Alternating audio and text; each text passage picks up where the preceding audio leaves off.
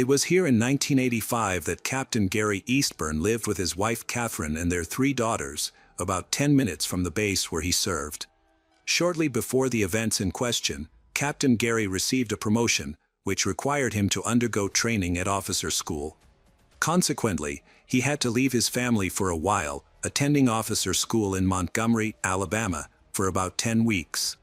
This was an important step, as the family was planning to move to England, where Gary could serve in the Royal Air Force. Gary had a strong marriage that lasted for 10 years, and they kept in touch while separated. However, on Saturday, May 11, 1985, Gary tried to call his wife several times, but to no avail. He took advantage of several breaks to call but never received an answer. Finally, he reached out to one of his friends who remained on Fort Bragg and asked him to check on his wife. The man did so, but when he knocked on the door, no one answered. He couldn't wait forever, so he simply left Catherine a note, asking her to call her husband back as soon as she could. While shining a flashlight and walking around the house, the friend accidentally woke up a neighbor named Bob Seafelt.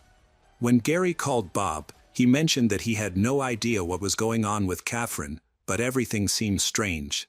After a fitful night's sleep, Bob woke up the next day, with troubling thoughts swirling in his mind. He noticed that a stack of newspapers had piled up near the neighbor's door and realized he had last seen Catherine leave for the store on Thursday. Bob went to the neighbor's door and knocked, but no one answered. Listening closely, it seemed to Bob that he could hear a child crying inside. Knowing the family well, he assumed it was the youngest daughter, who was about 2 years old at the time. Concerned about the situation, Bob called the police at 12:53 p.m. and asked them to check on the family. When the patrolman arrived at the scene, they began the standard procedure and shone his flashlight through the windows. They saw the baby in a crib, appearing pale and emaciated. Despite the protocol the officer needed to follow, they instinctively felt that something alarming had occurred. A patrolman immediately cut through the window screen and entered the house. Upon entering, he saw the baby girl, who was alive but in dire condition. Later, authorities reported that a few more hours in that house could have been fatal for her. After handing the baby over to his partner, the patrolman returned inside the house, checking the rooms with his weapon drawn. In the main bedroom, he discovered the lifeless body of 3-year-old Erin Eastburn.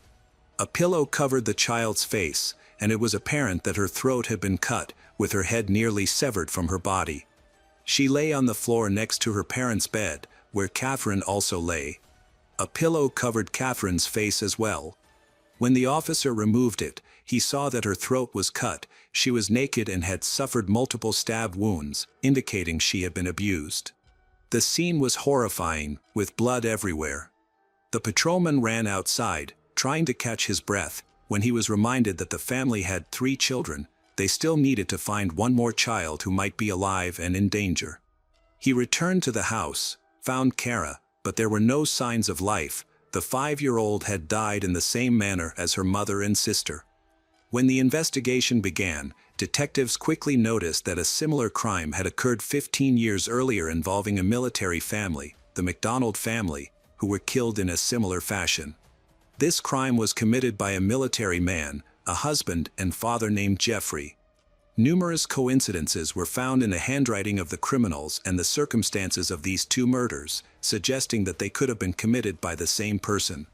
However, at the time of the massacre of the Eastburn family, Jeffrey MacDonald was already behind bars and could not have been involved in this crime. Rumors spread quickly, leading many to believe that Jeffrey MacDonald could have had an accomplice or an imitator. Forensic experts found blood all over the house, as well as clear traces of cleaning in some places, indicated by X stains of blood. It was obvious that the criminal had tried to clean up but left even more traces. Using luminol, investigators could see that the marks had been erased on the bathroom door handles. Likely, the perpetrator used a towel that had been thrown into the laundry basket. The crime was believed to have been committed between 8 p.m. on May 9 and 3 a.m. on May 10, 1985. As it turns out, the last person to see the family alive was the nanny, Julie. The young girl had been babysitting the youngest daughter for several days before their bodies were found and was automatically placed on the suspect list. Julie mentioned prank calls that Catherine had complained about before she was killed. Some man had been calling several times a day for 3 months, but it didn't particularly bother Catherine. She didn't feel any danger from these calls and never went to the police. Julie remembered another person with whom Catherine had been in contact, a certain Angela who was going to take the dog from the Eastburns, Dixie. Due to plans to move, they decided to give it away because there was no one to leave it with. According to the nanny, Catherine had left an ad in the newspaper, and after that, she received a call from Angela. Julie was curious about what happened next and unexpectedly shifted the focus back to the bloody crime of 15 years ago. She was worried that it could have been committed by a copycat of Jeffrey MacDonald and wanted to know what the police thought about it. The detective had no trouble getting the suspicious nanny to talk. She willingly shared her long friendship with Dr. MacDonald, believing that he was innocent. They had known each other for a long time and even exchanged letters for several years while he was in prison. When she was asked about her interest in the case, she was unable to justify his behavior, and the detective did not pay much attention to her words. When she confirmed her alibi, he simply removed her from the list of suspects. The police continued to work in the Eastburn house even after midnight, despite the late hour. A young man named Patrick Cohn approached them and decided to tell them about what he saw on the night of Friday, May 10, 1985, at about 3:30 a.m. He noticed a tall, fair-skinned man in jeans, a knitted hat, and a black jacket leaving Eastburn House. The man was carrying a garbage bag slung over his shoulder, got into his white Chevrolet Chevette, and drove away. Patrick's statement was taken seriously, and he was brought to the police station to help create a composite sketch. When the portrait was finished, there was a striking resemblance to a serviceman named Timothy Hennis. He was a 27-year-old man who, along with his younger brother and sister, had been adopted by the Hennis family, a couple who took all 3 of their children from an orphanage. They grew up in a fairly well-off family in Minnesota, which provided them with a bright future. Shortly before these tragic events, Tim married Angela in secret before Christmas in 1984. That same year, Tim's brother died in a motorcycle accident, so they opted for a modest celebration instead of a lavish ceremony. A couple of years later, they had a daughter, Christina.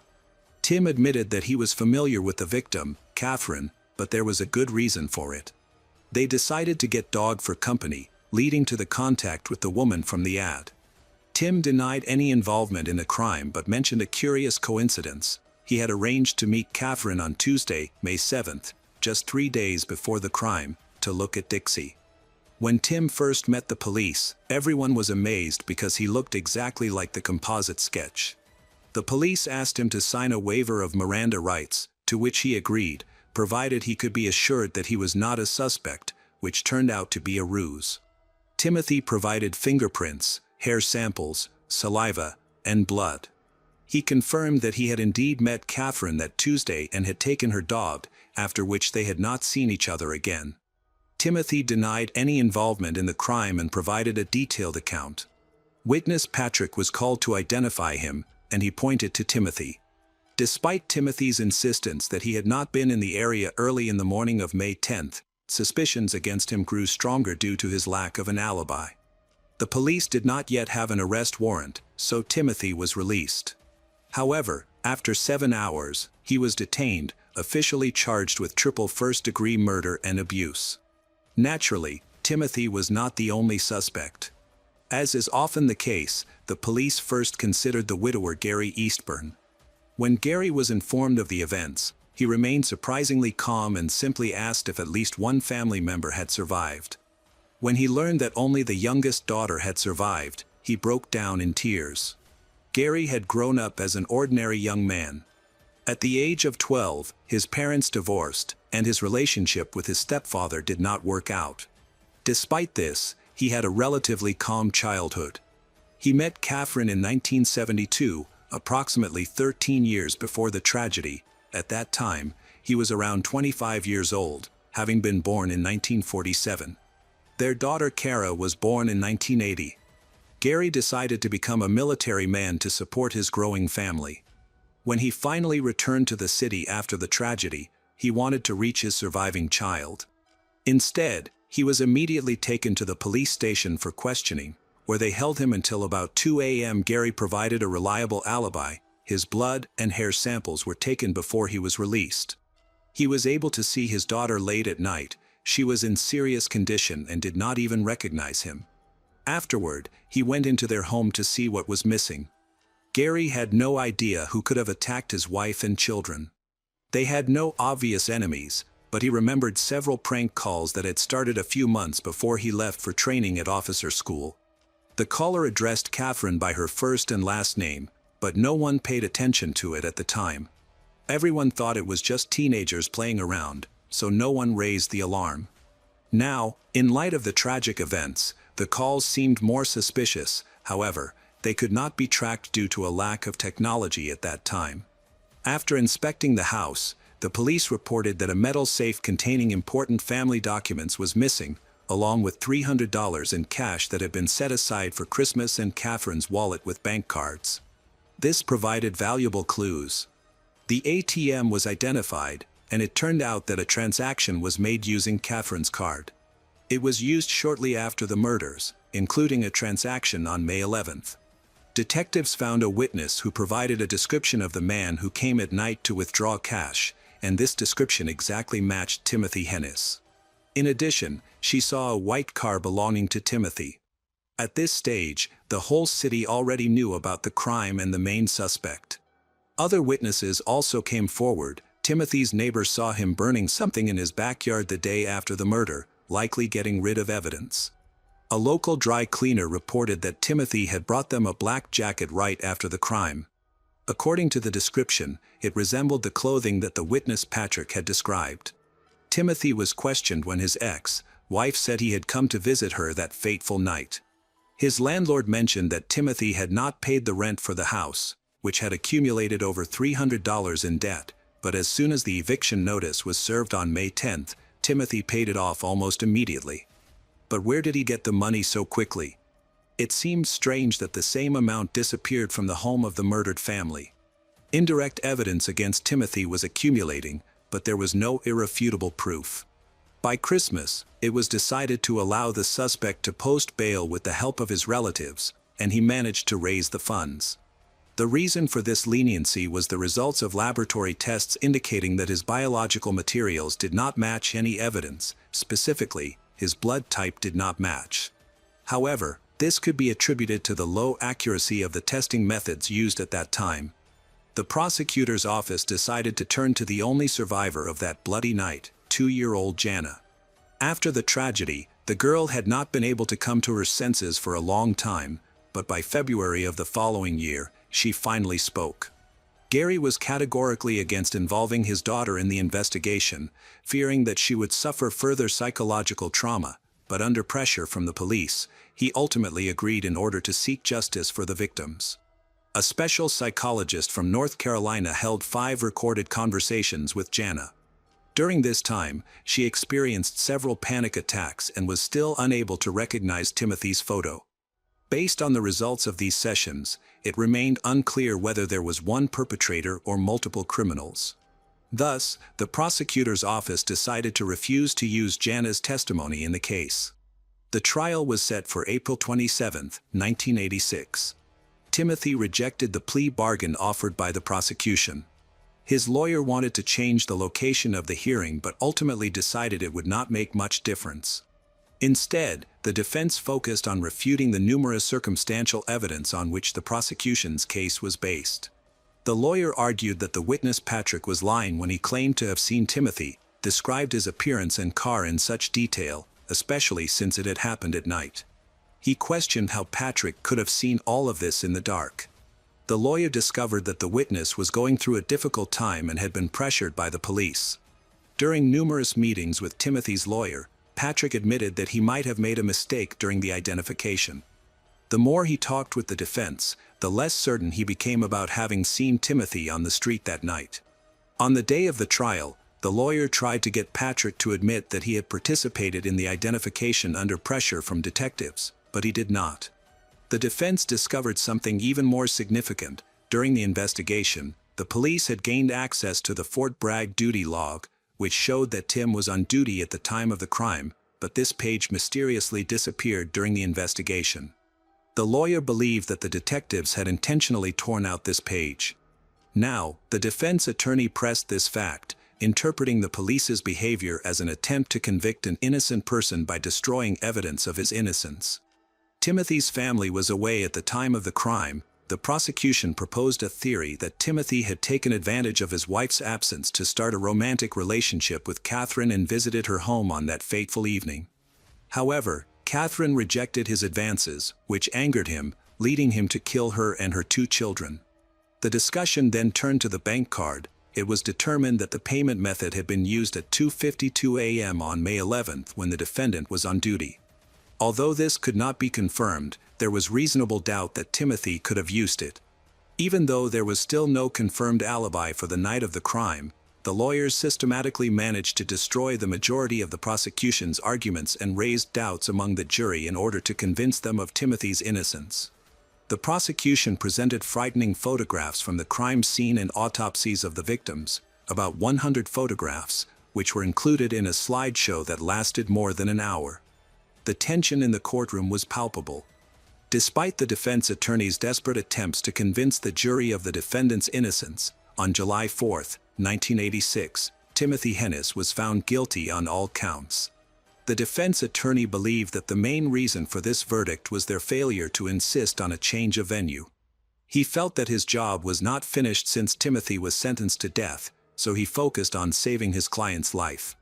Interestingly, just a few days after starting his sentence, Timothy received a postcard in prison signed by Mr. X.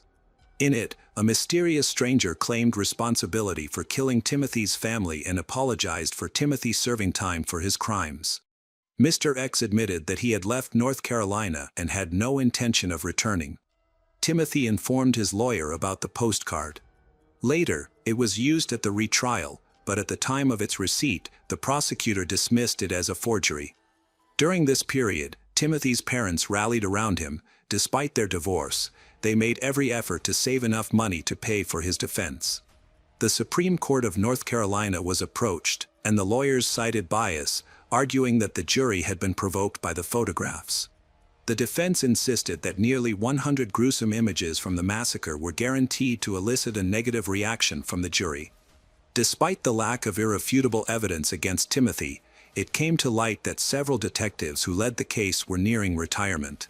The lawyers believed they simply did not want to leave behind an unsolved crime of such magnitude and were seeking a scapegoat, which they considered Timothy Hennis to be. The defense successfully secured a change of venue to Wilmington, a coastal town located 100 kilometers from Fayetteville.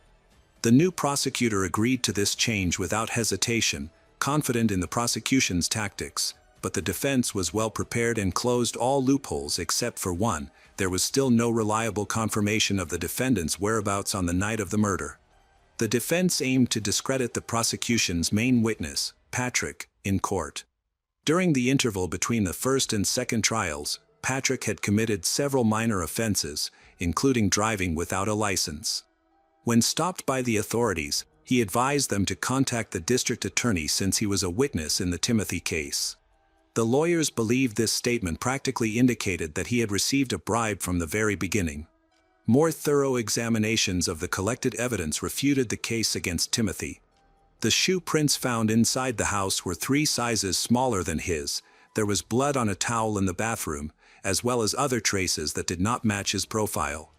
The defense presented a black jacket to the judge that was tested for bloodstains. Even the hair found on Catherine's body did not belong to Timothy. In this context, the numerous circumstantial pieces of evidence that the prosecutor's office had used in the first trial appeared less convincing during the retrial. The prosecution attempted to challenge all the defense's arguments with their own versions, but none of this was compelling in light of the thorough preparation from the defense. 2 days later, the jury found Timothy not guilty on all counts. It is noteworthy that during this hearing, only a few photographs from the crime scene were shown, as opposed to the 100 images in a lengthy slideshow during the first trial. 3 years later, Timothy was released from death row. He re-enlisted in military service, served in Saudi Arabia and Somalia, and then returned to the United States. In 1998, Timothy and his family settled in Fort Lewis, Washington. In 2004, he retired from the Army and took a job at a waste processing plant. He also became a Boy Scout leader. Meanwhile, widower Gary followed his plan and moved with his surviving daughter to the UK. In 2009, he served in the Royal Air Force, after which he married a nurse. In 2009, after leaving the Air Force, Gary returned to the US and settled in Washington. Subsequently, legislation was amended to prohibit retrials for individuals already convicted twice of the same crime. Disagreements arose on the basis that during the first trial, Timothy was in military service, thereby placing him under a different jurisdiction. This left the state in limbo, although it did not exclude the possibility that he could be brought to retrial. Despite such situations being rare in the state's judicial practice, they did not return to the case for almost 20 years. It seemed that life was improving, but the case of the triple murder remained unsolved. Finally, in 2006, a detective investigating particularly brutal murders decided to test the DNA materials collected from the body of Catherine. However, the only information the laboratory could provide at that time was that the collected samples belonged to a light-skinned individual. By 2010, the laboratory in North Carolina became embroiled in a significant scandal.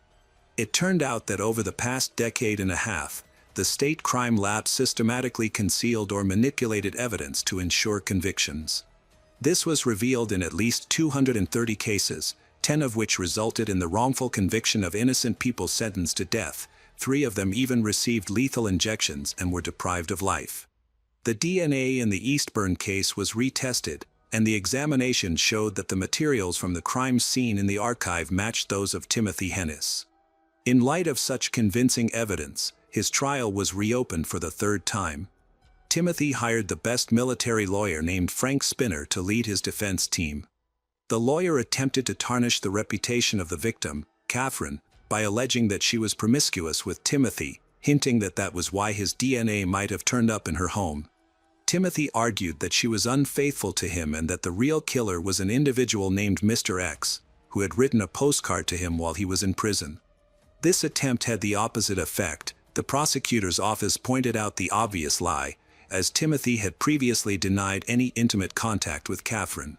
He later claimed that he initially did not disclose the affair due to fear of exposure. Despite a fierce struggle for Timothy's freedom, the chosen tactics now appeared unconvincing.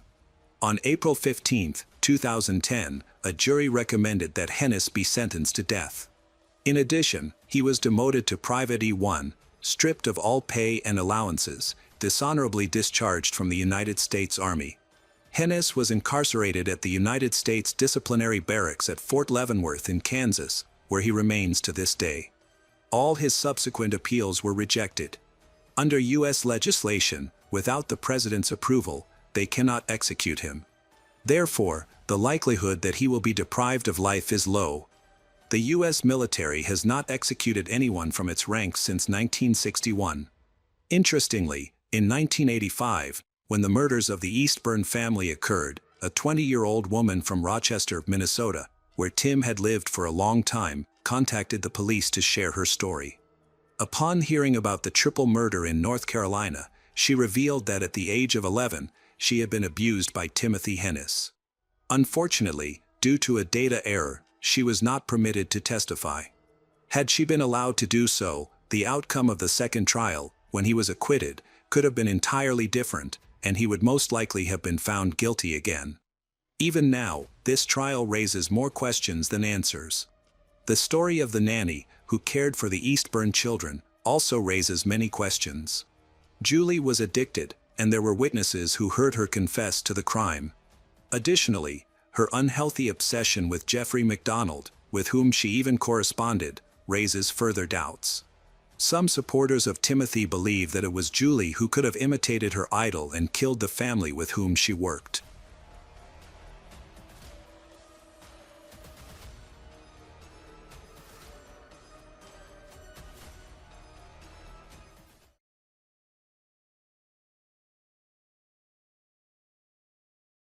Welcome back, mystery lovers. Today's case is going to keep you on the edge of your seat. The case of Hannah Hill.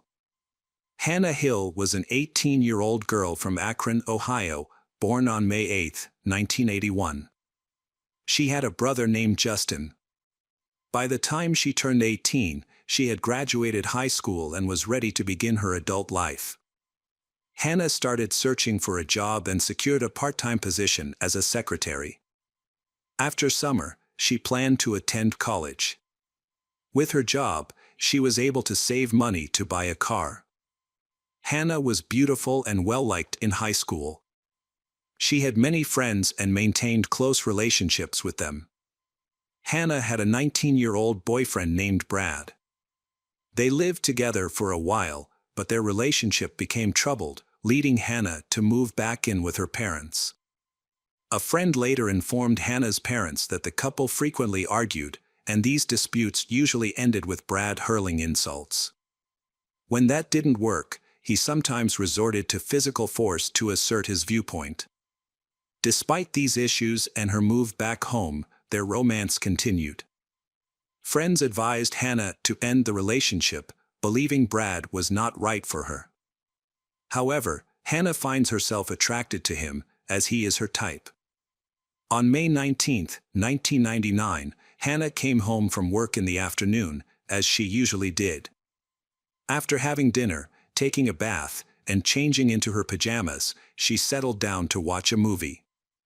Hannah had no plans to go out that evening.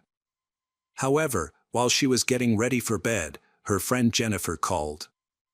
They talked for a while, and then Hannah unexpectedly decided to change her plans. Around 10 p.m., she changed her clothes and left the house. She told her mother she was going out for business and appeared worried as she hurried away. Her parents didn't have time to ask her questions or understand what was happening. Although they noticed that the phone call seemed to upset her, they weren't overly concerned since Hannah was an adult and often spent nights with her boyfriend or friends. They had no idea that this was the last time they would see their daughter alive. When the parents woke up in the morning, they noticed that their daughter had not returned home at the expected time. This was not unusual, as Hannah sometimes slept over at her boyfriend's house or stayed out late with friends. At first, they were not worried. However, they then received a call from her company, informing them that Hannah had not come to work. This worried them, as it was unusual for her to be absent from work, considering how seriously she took her job. The parents began texting Hannah, but she did not respond. They continued to wait throughout the evening, still unable to find out where she was. They began to worry about her safety. After calling Hannah's friends and boyfriend, but no one had seen her, her parents contacted the police to report her missing. They gave a description of Hannah and mentioned that her car was also missing, suggesting that she had driven away. Despite this, the police did not launch an investigation. They believed that Hannah was just having fun and would come back on her own, so they postponed the case. This time, Hannah's parents sensed something was really wrong. Hannah seemed to have disappeared without a trace and had not contacted anyone. Realizing that the police were not prioritizing the investigation, they decided to take matters into their own hands. First, they contacted Hannah's boyfriend, but he, like everyone else, had no idea where she was. He said he had tried to contact her, but she had not responded to his messages. Next, the parents started asking Hannah's friends for information. They spoke to Denny, but he also said he had been unable to contact Hannah despite repeated attempts. 2 days later, passers-by reported the abandoned car they had found on the side of the road to the police. The car was found just a few miles from Hannah's home. Witnesses noted that the car looked suspicious because it appeared to have been unused for more than 2 days. Unfortunately, the police did not take Hannah's parents' report seriously. As a result, other police were unaware that the car's owner was missing and were unable to connect the 1996 Geoprism Hannah was driving to the witness reports. As a result, one of the patrol officers was dispatched to the location to simply write a parking ticket, and he took no further action. The next day, Brad contacted the police station where the report was filed. He was angry that the police had not begun an investigation or search for Hannah. He insisted that they take immediate action. After speaking with him, the police reviewed Hannah's parents' missing person report and decided it was time to start looking for her. They also noticed scratches on her boyfriend's body and asked about them. He explained that they had argued shortly before her disappearance due to his infidelity, and during the fight Hannah had attacked him. Although the injuries did not appear to be serious, they raised some suspicions among the police. However, no evidence linking him to Hannah's disappearance was found and he left the police station without incident. His visit helped to advance the investigation and details of Hannah's disappearance were shared with the media. Police hope to find witnesses who can provide further information. Some information about Hannah has emerged. Someone contacted the police after seeing Hannah's car, which was the same car that a patrol officer had been sent to ticket a short time earlier. By May 26, the car had been parked on the side of the road for a week without anyone coming to pick it up or reporting it. That day, several officers were sent to check on the car. They arrived at the location at 7:30 a.m. The car showed no signs of forced entry or theft. When the officers opened the trunk, they made a horrifying discovery. Hannah's body was inside. This was reported on the news the same day. The body was in a state of decomposition after being in the trunk of a car for a week in hot weather. Hannah was found with her bra pulled around her neck. Her knees were bent and spread, leading police to suspect a sexual motive behind the crime. Hannah had bruises, scratches, and cuts, indicating that she had fought back. Her pager and car keys were found next to her body. Many local residents were outraged that the police did not take her parents' missing person report seriously and did not list her and her car as missing. Hannah remained in the trunk of her car for a week. When a patrol officer arrived to issue a ticket, he did not inspect the car or contact the owner. Many speculate that Hannah may have been alive and the first police arrived and may have been rescued. Even if she had not, the investigation would have begun much sooner, and the passing of a week would have risked losing crucial evidence. Forensic experts conducted an autopsy and determined that Hannah's cause of death was strangulation. They discovered that she had been gagged, found a white substance on her lips, and noted a bite mark on one of her hands. Her body was covered in bruises and abrasions. Additionally, it was established that she had had an intimate encounter with a man shortly before her death. Forensic experts suspected that she may have been raped based on the positioning of her body, her torn clothes, and the nature of her injuries. It appeared that she had resisted and was strangled before being placed in the trunk. A toxicology report revealed a small amount of alcohol in her system, despite her leaving home completely sober, suggesting she had consumed alcohol elsewhere. Police initially considered Brad the prime suspect because intimate partners were often involved in such cases. When he arrived at the station, they noticed suspicious scratches on his body. Hannah's parents also suspect him of being involved in her disappearance, as they never liked him. During a search of Hannah's home, police found her diary, which detailed her relationship with her boyfriend. They learned that he had been both emotionally and physically abusive towards her, which was confirmed by her diary entries and several witness accounts. The police brought Brad in for questioning. He claimed to have an alibi for the night of her disappearance, stating he was at a party with friends, where they watched TV and drank. Although his alibi was shaky, he passed a polygraph test. Police found him to be genuinely upset and concerned about Hannah, and his body language suggested he was being truthful. The police obtained a recording of Hannah's phone calls that night. They discovered that she had made 4 calls from her home phone. 1 call was to her friend, 2 calls were to Brad, and another call was to a guy named Denny Ross, who was a friend of her boyfriend, Brad. The police then checked Hannah's pager. They discovered that on the night of her disappearance, she had sent several messages to her friends, including Denny, who was mentioned in her diary. Recently, they had become closer and often talked to each other. However, Hannah's friend insisted that their relationship was not romantic. They became friends mainly because Denny's house was a popular spot for parties, as he lived alone without his parents, allowing people to enjoy themselves freely. Their interactions were purely friendly. The police began to view Denny, Hannah's friend, as a suspect in her murder since he might have been the last person to see her alive. Friends described Denny as potentially aggressive, stating that he always got what he wanted and could behave rudely. Police discovered that Denny had a legal problem 2 weeks before Hannah went missing. He had been arrested while selling illegal drugs for $500. Denny quickly admitted to drug possession and trafficking charges.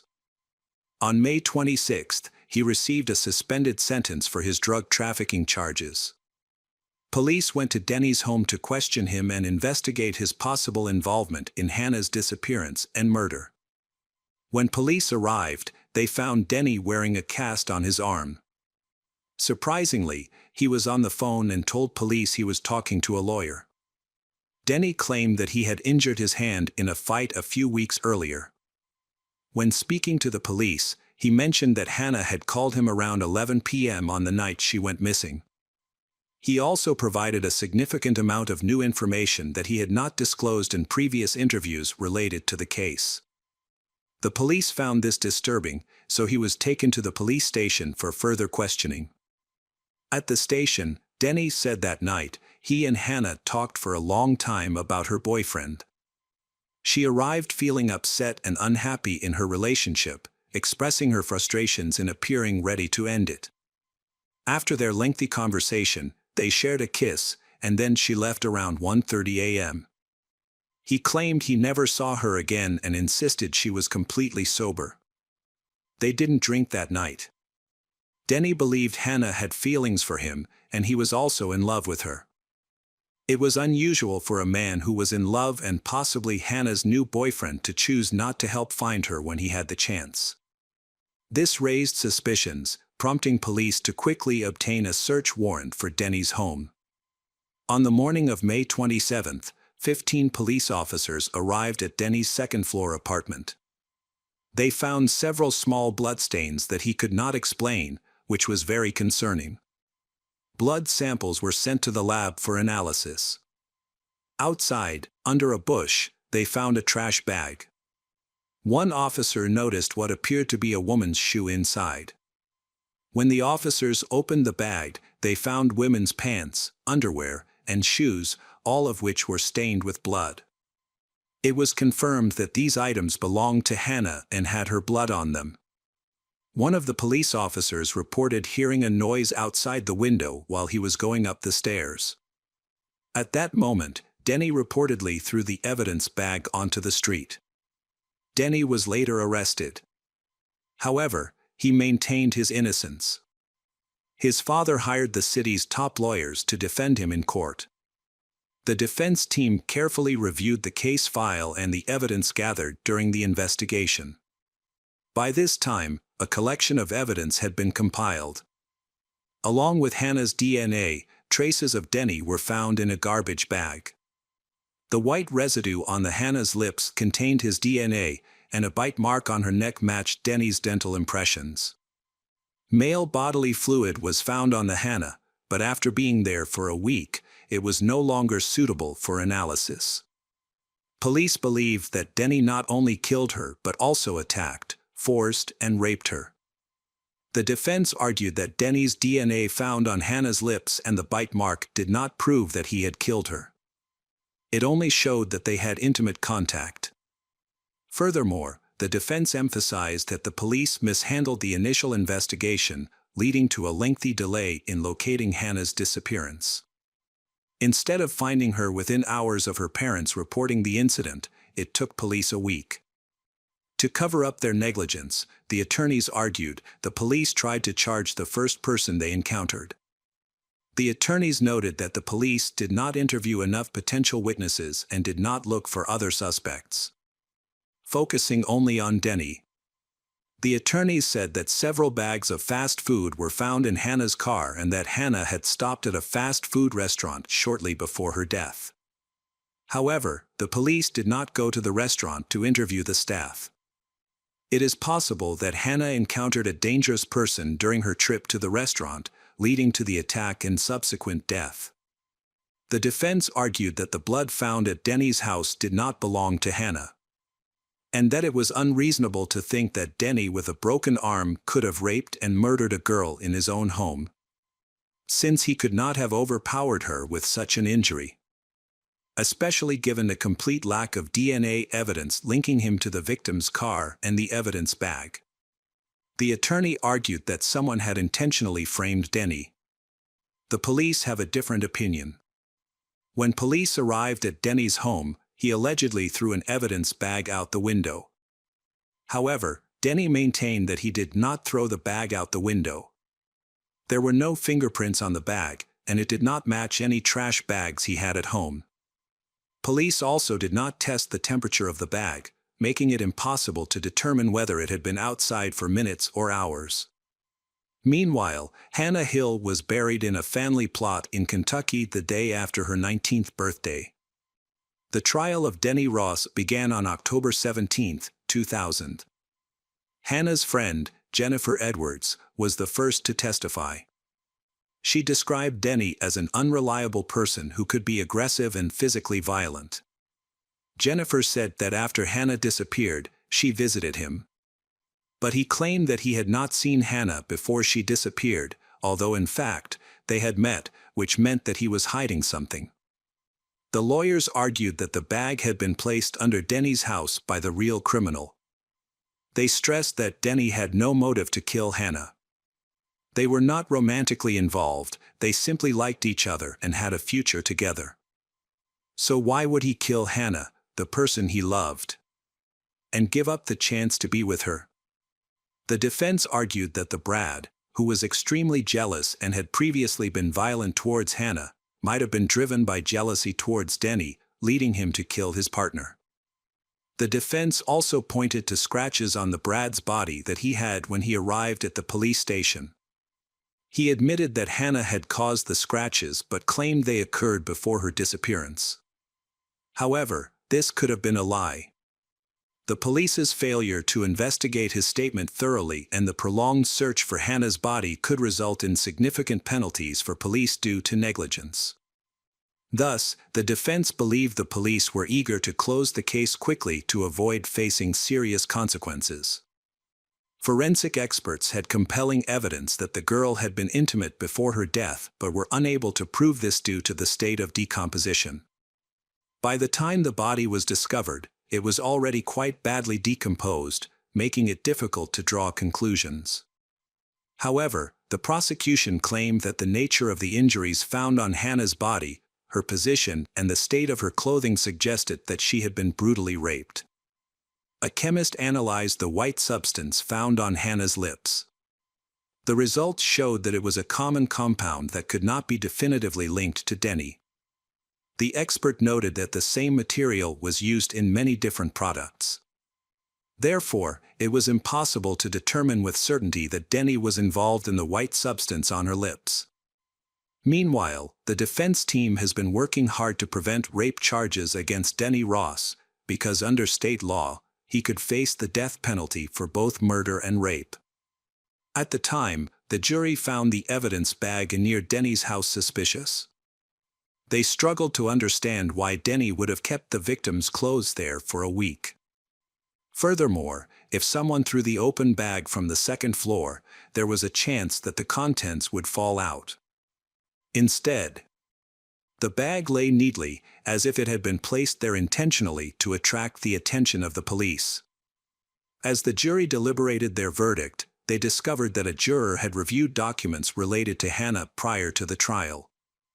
By law, jurors are not allowed to have third-party information in advance because it could create bias and influence their opinions. As a result, the trial was deemed invalid and a new jury had to be held. However, because the documents declaring Denny Ross innocent of rape had already been signed, he could not be indicted again for the same crime. As a result, the jury was discharged and Denny was granted a temporary release. After a year of probation, the main suspect was sentenced to 25 years in prison after he attacked with a knife and raped another girl, 32-year-old Jennifer. He beat her severely, breaking her collarbone and jaw. The girl pretended to be dead so that he would leave. She immediately contacted the police afterward. It is unknown whether he would have killed her if he had noticed signs of life. Investigators thought that she was very lucky, as Jennifer bore a strong resemblance to the deceased Hannah. Following this, the discussion of the murder of Hannah Hill resumed with renewed vigor. Despite the fact that a man could not be tried twice for the same crime of rape, he could be tried for murder. Therefore, a new trial took place. The only thing he could not be sentenced to was death in court. In addition to the old evidence and witnesses, new ones were discussed. In particular, ex-girlfriends of Dennis spoke, claiming that he inclined them to intimate relations and used violence.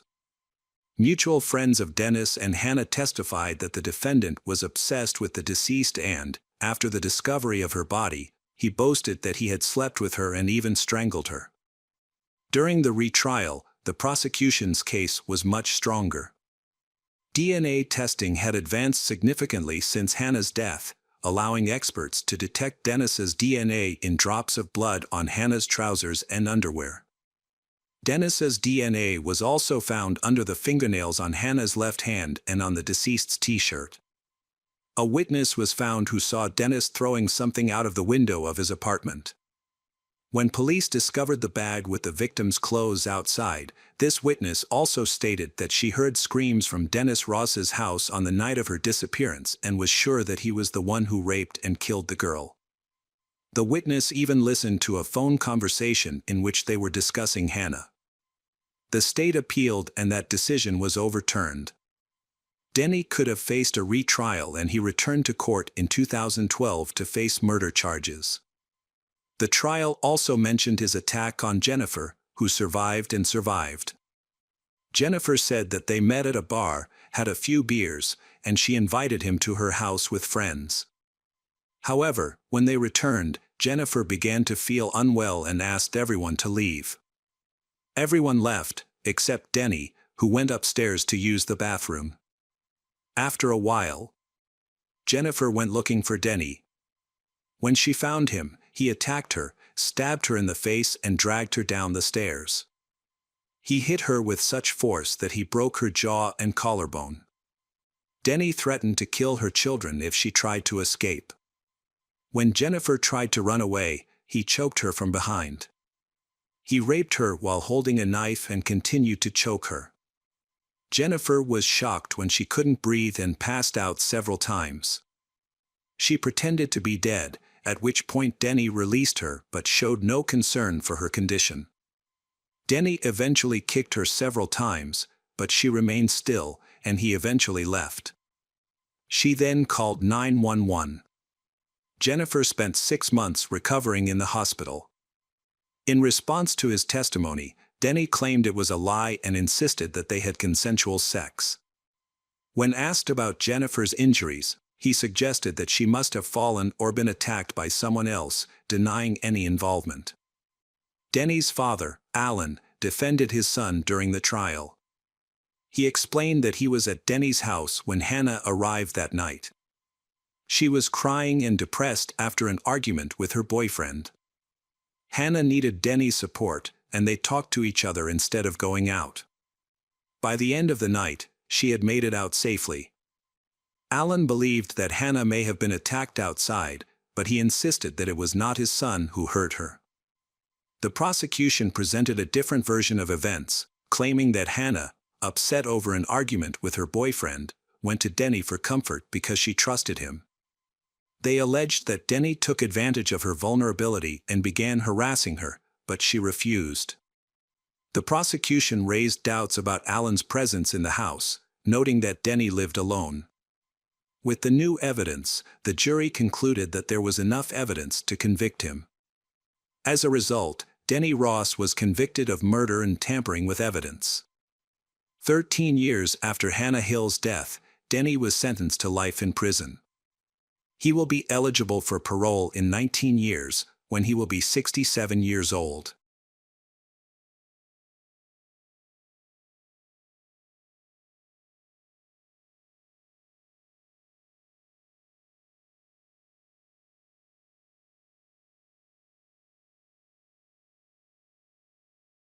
Hello, crime enthusiasts, are you ready for another chilling investigation?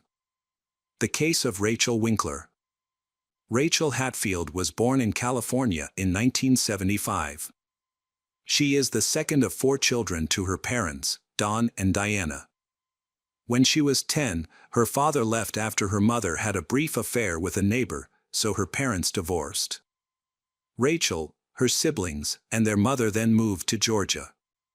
Then, she and her siblings rarely visited their father because of their strained relationship.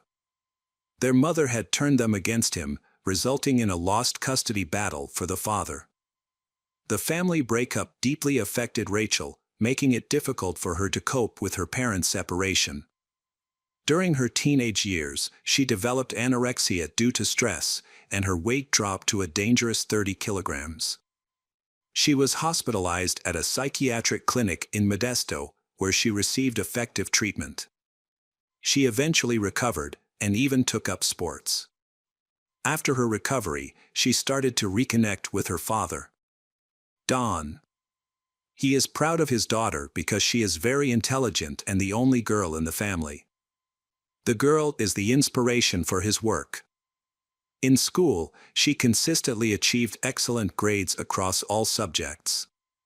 As an adult, Rachel has dedicated herself to her work, with the desire to follow the example of his father, Don, a famous painter. In high school, Rachel met her boyfriend, Tim, who was also an artist. After finishing school, they moved in together. They faced their first difficulties in life, which were financial problems that people in the same profession often face, until they became famous and found their place. When they didn't have painting commissions, they created frescoes to decorate rooms, which turned out to be more profitable. This allowed them to rent more comfortable housing. Rachel attended the University of Sonoma, earning a degree in business and marketing. She excelled in mathematics, impressing her teachers from the start. After graduating with excellent degrees, she was offered a high-paying job, which she accepted.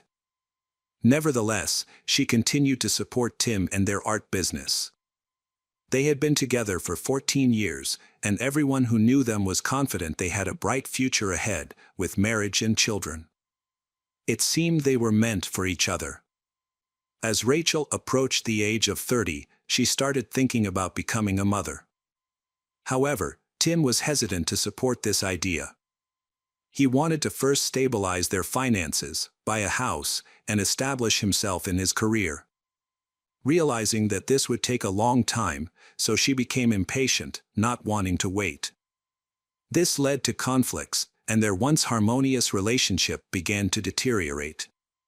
By July 2005, their relationship was nearly over. Around this time, Rachel attended a dinner party where she met Todd Winkler. He was 8 years older than her and had built a successful career as a fighter pilot in the U.S. Air Force. When they met, he also held a degree in computer engineering and ran a successful internet business. He was wealthy, owning a large house and even a plane. In addition to his success, he was attractive and very sociable. Todd had been married twice before. He married his first wife at a young age, but they later divorced due to disillusionment.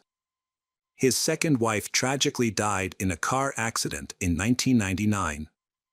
Eager to find love again, Todd was searching for the right partner. When he met Rachel, he immediately felt she was that person. She was equally captivated by he, and they quickly sparked a romance. She ended her relationship with her boyfriend, Tim, to start dating Todd. Rachel and Todd were so in love that after just a few weeks of meeting, they were thinking about a future together and having children.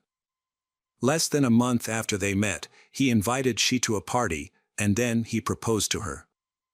She was so moved that she agreed immediately. Unfortunately for Tim, although he tried to mend his relationship with her, he was unsuccessful.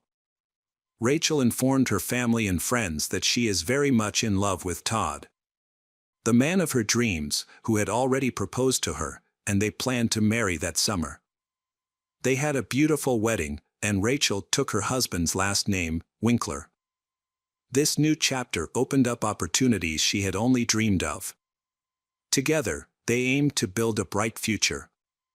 She quickly forgot the past that she lived with her ex-boyfriend for more than 10 years, with whom she overcame many different difficulties. A year after the wedding, Rachel became pregnant and she was overjoyed. On April 11, 2007, she and her wealthy husband, Todd, welcomed their daughter, Eva, and she adored her child. A year later, their second child, Ariel, was born. During this time, Rachel stays at home doing housework and taking care of the children while her husband goes to work. In early 2010, their family had big changes when Todd was accepted as a manager in a prestigious pharmaceutical company, 2 hours from their home. As a result, he started working late at his office in Alameda. During this time, the family lived in an area reserved for the extremely wealthy, where each had their own garage to park their personal jet.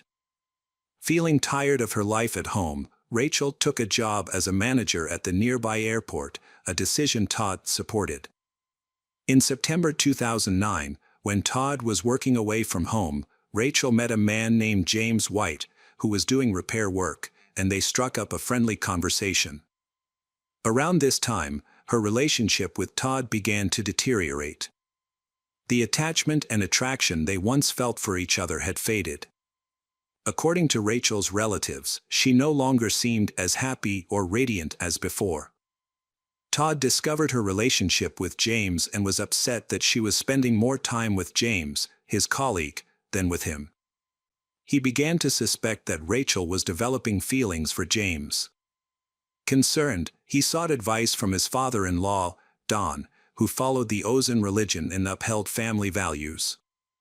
Don strongly objected of his daughter's behavior, and he and Todd believed she was behaving inappropriately. Don viewed the situation from his own perspective, as a similar experience led his family to fall apart. After that, he spoke face-to-face with his daughter, Rachel, believing he could understand her and save her relationship with Todd. Don explained that he should not have ended things with Diana over affair. A year after his divorce, he reconsidered the situation and realized that he should not have left his wife and children, but should have forgiven his wife. Because of his stubbornness, everyone faced serious difficulties. However, in his case, he could no longer change anything, so he asked his daughter to reconsider and leave James, and she promised to think about it. Despite her father's advice and opposition from Todd and others, Rachel continued to communicate with James, whom she adored.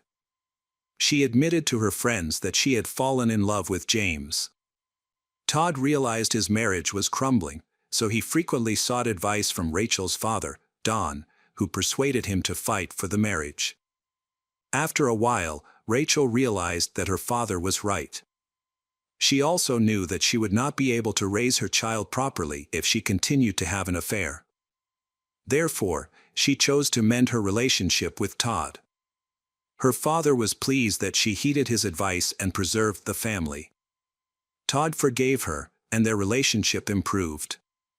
A few months later, they announced to friends and family that she is pregnant with her third child.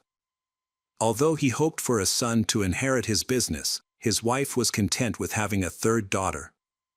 In March 2011, the couple left their children with Rachel's father, Don, and went on vacation to Florida to strengthen their relationship. It seemed their relationship had improved, as if they had rekindled their love. Rachel affirms that the child she is pregnant with is Todd's child, but some suspected she might be pregnant by her lover, James. However, not everything was smooth in the family. Behind their family's happy exterior are arguments. After the vacation, they had a big fight and Todd went to Australia on business, he staying there for some time. He even paid for Don's trip to visit him but didn't invite his wife and children, possibly because the long trip could be difficult for the children and the pregnant Rachel. Alternatively, this might indicate serious issues in their relationship. In Australia, he and Don enjoyed their time, relaxing and having fun almost every evening. Rachel, who had been apart from her husband, Todd, for a long time, occasionally reached out to her first boyfriend, Tim, who was an artist. She shared stories from her life with Tim, such as an incident involving credit cards.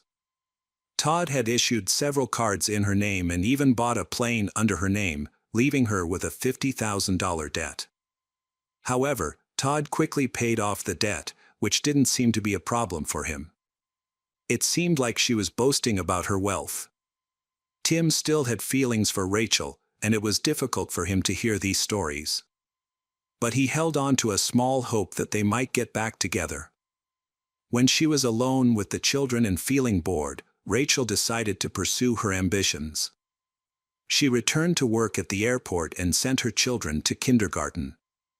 Her father, Don, disapproved because he was religious and believed that a woman should stay home to care for her children. Additionally, since they were wealthy, there was no financial need for her to work. However, Rachel was determined to continue her career, and eventually, her father relented, allowing her to work and interact with others. During this time, Rachel's former lover, James, started his own business near where she worked. Her father advised her to avoid James to resist any temptation, as he sensed there was more than just friendship between them. James had been married twice, with his second marriage ending in divorce, and he was seeking a new relationship. However, he didn't want to break up another family, so he kept his distance from her. As time went on, the situation evolved. In early June 2010, Rachel called James and said that she was blindly in love with him and that she did not want to live with Todd anymore, which left James confused. Although both were married at the time, but James still loved Rachel, and they began meeting secretly. Rachel's husband, Todd, frequent business trips to Australia, which allowed James and Rachel to meet without obstacles. James even improved his relationship with Rachel's children. The hardest thing for Rachel and James was keeping their relationship a secret from their neighbors. At times, they acted too openly, leading to rumors about their secret affair. Eventually, James couldn't keep the relationship secret any longer and filed for divorce. He confessed to his wife that he loved Rachel. His wife was furious and informed Todd, who became very upset. Todd called Rachel, begged her to end her relationship with James for the sake of their children. Then, Rachel promised she would break up with her lover, James. Despite this promise, Rachel and James continued to meet, but more discreetly. In July 2011, the Winkler family welcomed their third child, a boy, Alex. Even though the child is not James's child, but he loved Rachel deeply and dreamed of a future with her, willing to raise her children. However, Todd eventually discovered that Rachel was still seeing James. This was really a big shock to Todd's. Naturally, Rachel's father disapproved of her actions and he supported Todd. Rachel's father, Don, suggested that Todd meet with James to discuss everything calmly, as rational men should, and Todd agreed. Then, Don and Todd went to James' house. When they arrived, James and his daughter, Caitlin, had just finished target practice. Then, they spoke calmly. Todd explains that he is Rachel's legal husband and he loves her very much. They had children together, and he asked James to stay away from her. James agreed but secretly had no intention of ending his relationship with Rachel. Actually, Rachel and James were planning to start a new life together. Rachel had told James that Todd was being tyrannical and tormenting her, though there was no evidence to support this. She even claimed her third pregnancy was a result of rape. This angered James, and he wanted to help her. In October 2011, Rachel visited her university friends for the weekend. She expressed frustrations about Todd not providing her with money, which forced her to borrow for essentials like diapers and food for the children. She revealed that their house was in urgent need of repair, but Todd had no plans to address this. She felt controlled and manipulated by him. Despite she not wanting a third child, but he forced her. She shared her predicament with at least 3 friends. It seems she is in a difficult situation and does not know how to continue raising her children in such an unhappy family situation. One of Rachel's university friends was a lawyer and offered she advice on marriage and divorce. Rachel plans to manage the family finances and wants to reach a fair separation agreement with Todd. She aimed to secure her share and settle alimony matters peacefully, but he was against the idea of divorce. In November 2011, Rachel stopped making mortgage payments on the house because Todd was not giving her money and was hiding his income from her. She began to suspect that he was planning something against her. On November 11th, she called her lawyer friend and expressed that she was ready to begin the divorce process. While Todd was in Amsterdam on a business trip, followed by a vacation, Rachel began filling out the divorce paperwork in February 2012. During this time, she told her lover, James, that her husband had discovered electronic divorce documents on her laptop and deleted them. To prevent this from happening again, she started filling out the forms by hand. Then Todd having learned about the divorce, but he wants to avoid it. Todd spoke to his father-in-law, Don, about Rachel, claiming she was mentally unstable, which was related to their upcoming divorce. Todd said she smoked, drank, and seemed to be losing weight again. However, Don, who saw his daughter Rachel regularly, didn't notice any issues. Rachel explained that her weight loss was due to the stress from the ongoing divorce. The family situation had become extremely tense and seemed headed for a bad outcome. By February 2012, Todd was severely depressed, which his business partner also observed. Todd's business partner suspected that Todd had mental issues because of the divorce, but he insisted that the problem was with his wife. He was considering having her treated in a psychiatric clinic, claiming she was on a drinking binge, and he needed a break to handle the problems that had come up. This conversation occurred on February 10th. On February 26, 2012, divorce proceedings will begin. Rachel was counting on alimony each month to support her children. She planned to move with the children to James' place and was expecting a court meeting. However, that evening, she never arrived at James' house. On the morning of the 27th, a neighbor saw Todd with the children, and everything seemed normal. Around 10:30 a.m., he left his children with a neighbor temporarily because something terrible had occurred at his home. Todd was awaiting the police and did not want his children to witness the situation. The neighbor observed that Todd appeared calm, had no injuries, and appeared to be just irritable. Then, Todd called 911 to report that 37-year-old Rachel had been killed in their home during a domestic dispute. Police arrived at approximately 10:40 a.m. Todd emerged from the house and told the officers his wife was dead inside the house. He was arrested and taken to the police station, where he agreed to speak with investigators without a lawyer. During the interrogation, he is still very calm. He admitted his wife had been having an affair for a long time and had filed for divorce, seeking full custody of their children. He said his wife made him lose his temper, leading to a violent conflict. He attacked her. But then he stopped when he heard their child crying, realizing the children could witness the altercation, so he moved them to another room. Todd returned to argue with his wife, which escalated. He struck her in the face, causing her to respond with a punch. He began to apologize because he realizing his mistake, but his wife approached with a pair of large scissors and cut his hands several times. They started fighting when he tried to take the scissors from his wife. Immediately after, he poked his wife in the eye with his thumb, which helped him knock the scissors out of her hand. He quickly left there to gather his children and take them to safety. Todd told investigators that he was worried about his wife's condition and behavior. He thought she was drunk and could be a threat to him and the children. When he returned home, he found his wife in the bedroom, sitting on the floor. As he approached her, she kicked him in the face.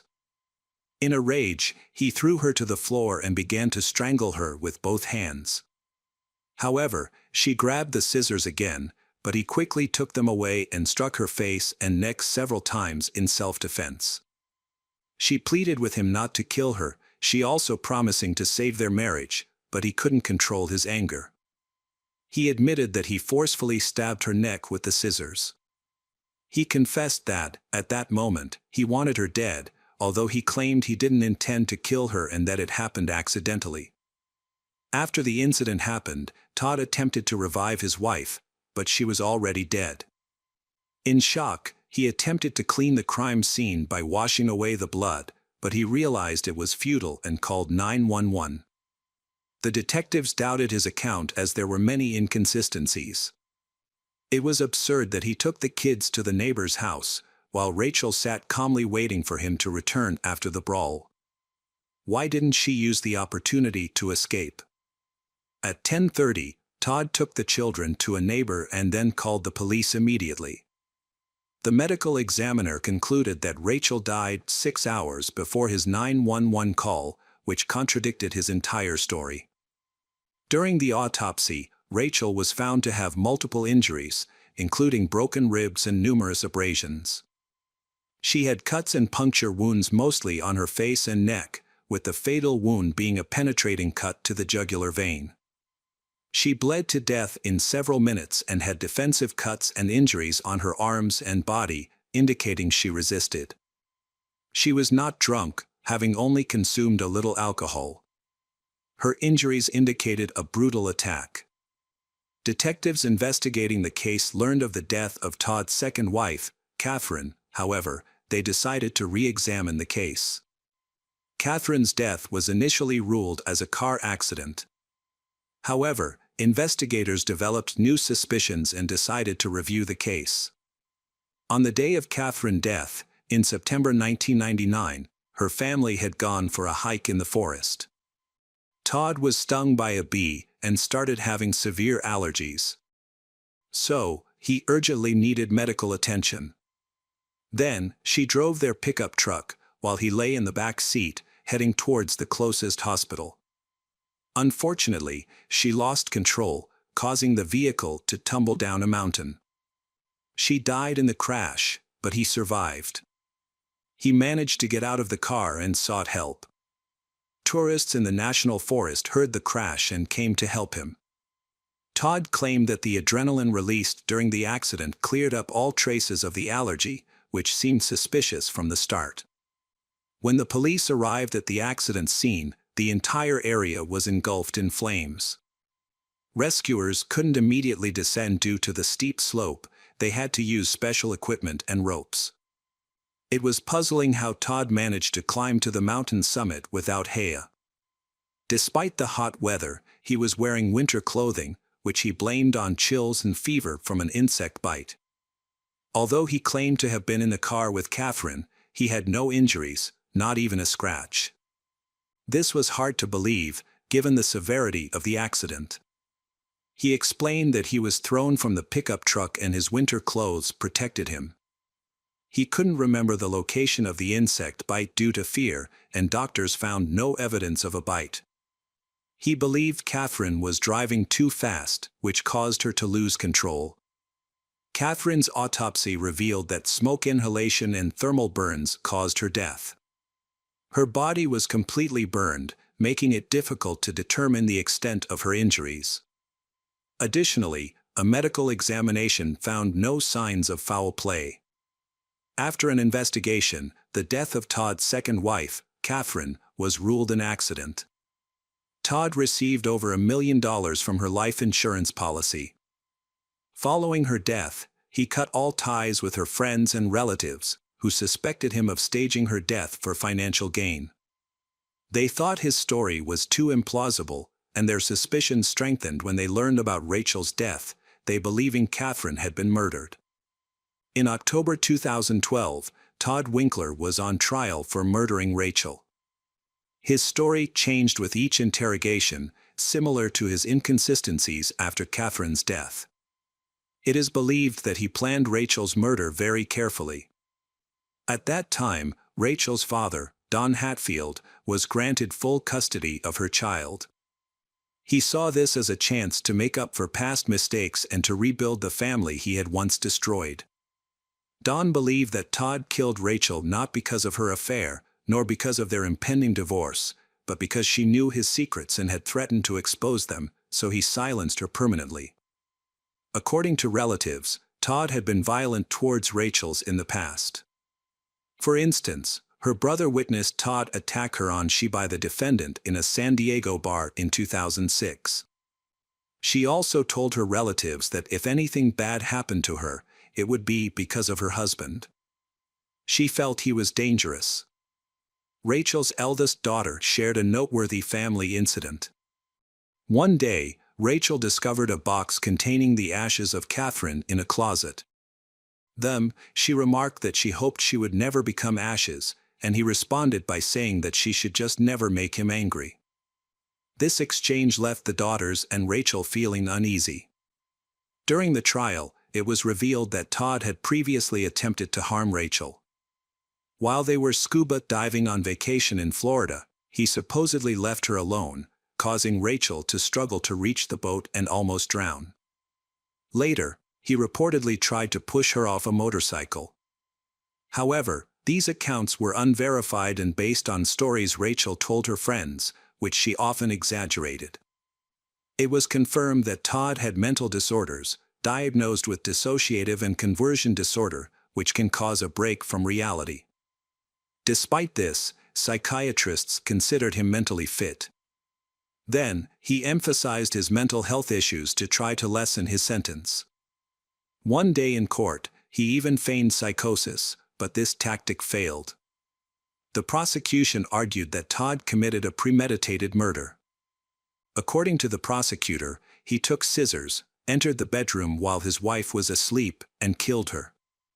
He then had 6 hours to stage a fight, inflict defensive wounds on himself, bandage those wounds, eliminate unnecessary evidence, feed the children, and take them to a neighbor.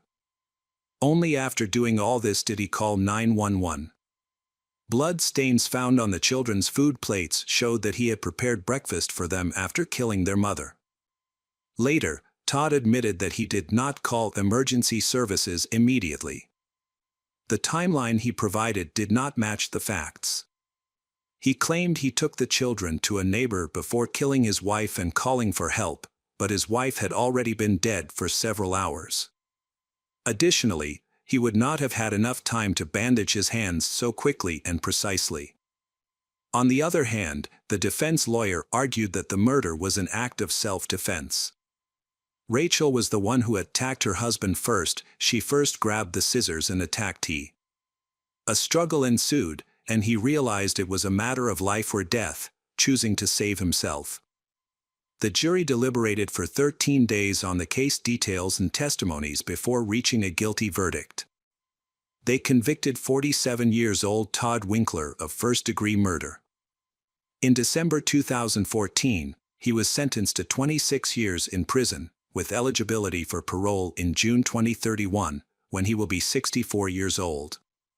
Todd has filed many appeals, but all of which have been rejected. However, he has managed to secure better conditions for himself in prison. He is serving his sentence at San Quentin State Prison in California.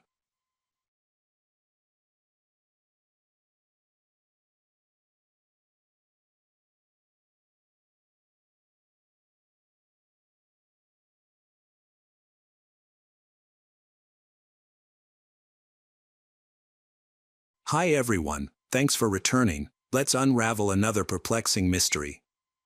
The case of Martin Durham.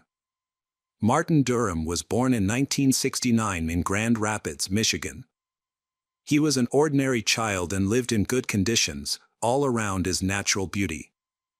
In addition, he loved fishing and hiking, capturing photos along the way. He usually took a tent and a hiking backpack to enjoy a few days in the fresh air, he often accompanied by an older cousin. At 17, Martin met his first love, Glenna Johnson, who was a year older. They live in the same area and attended the same school.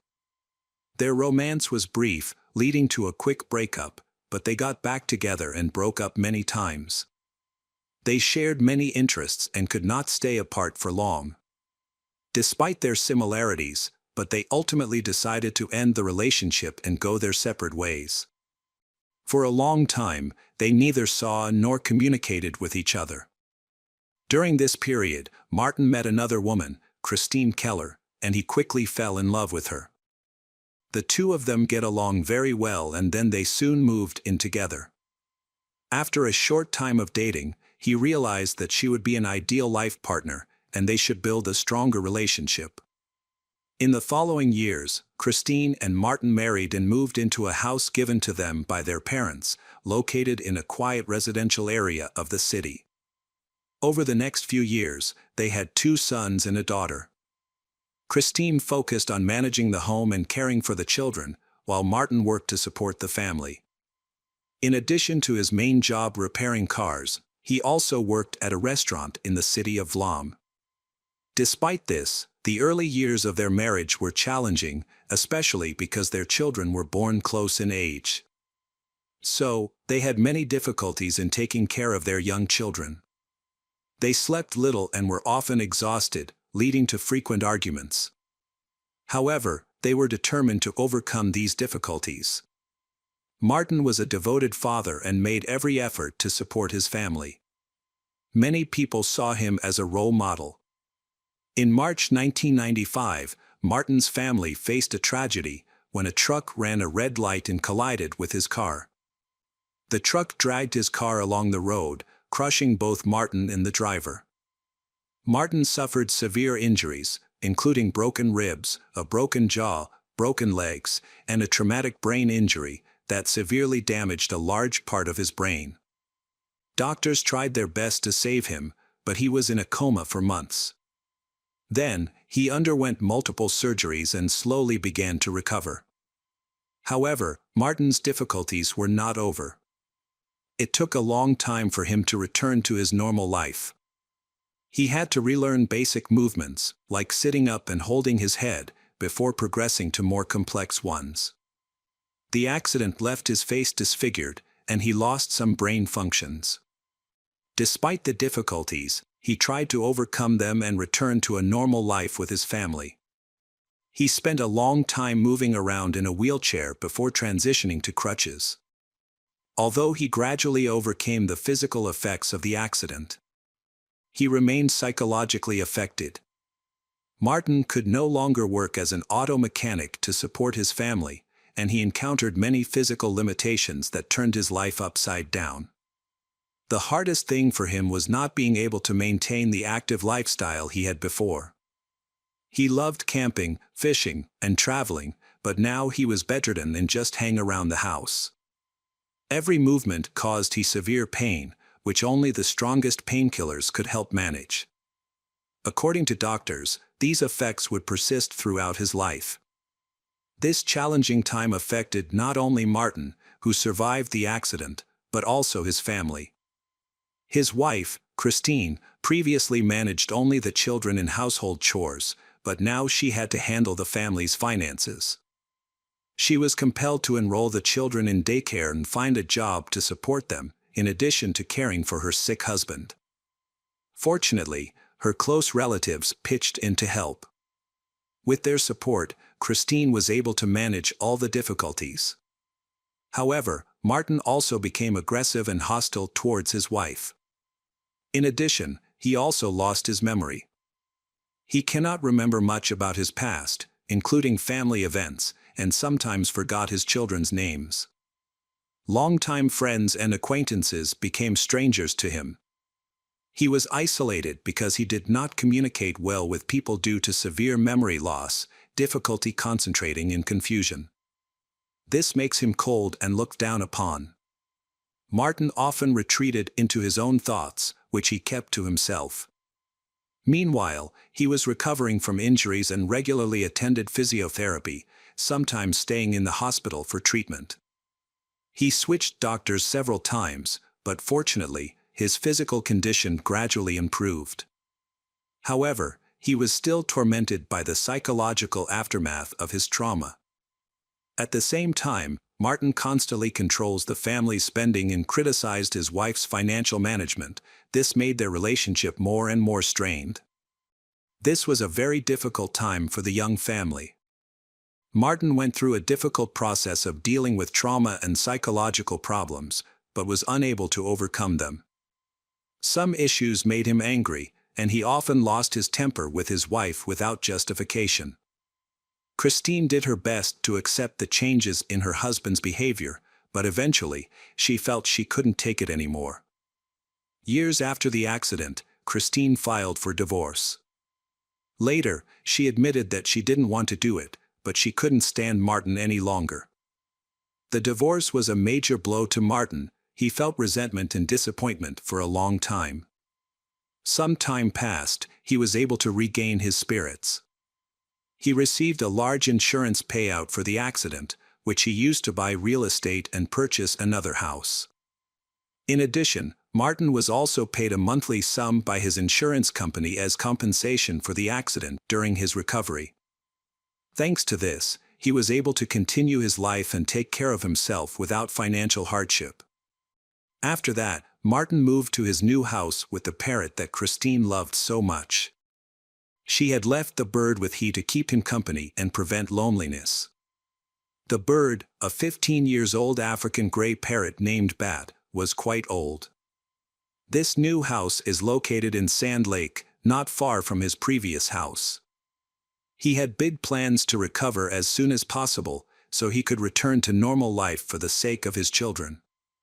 Martin quickly settled into his new place. He kept in regular contact with his children, and even his relationship with his ex-wife Christine improved. She noticed that he finally had an interest in life and enjoyed spending time in the backyard. He discovered his talent for design on his own, and this was soon recognized by others. Neighbors frequently sought his help for designing private gardens and lawn care. This job has helped him earn more income and gain confidence in dealing with life's difficulties and helping him improve his health. Doctors have observed a steady improvement in his condition and has a positive direction. Although Martin's health and mood have improved significantly. But Christine still hesitated to return to him. She is afraid that old problems may return. She kept her distance, maintained contact, and brought the children to visit. By chance, Martin reconnected with his first love, Glenna Johnson, who had also recently divorced. They rekindled old feelings and began a romantic relationship.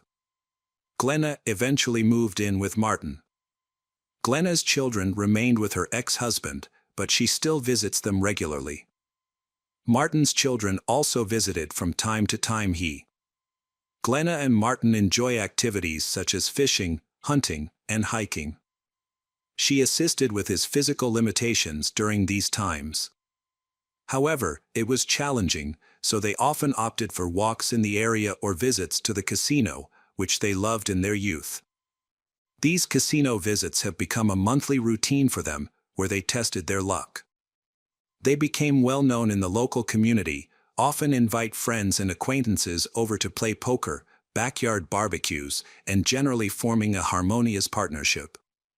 It seems they have found each other again and are happy together. In the summer of 2005, Glenna and Martin decided to get married. Everything appeared fine, but their closest friends knew there were underlying issues in the seemingly perfect relationship. After the accident, Martin changed, he becoming more short-tempered and demanding.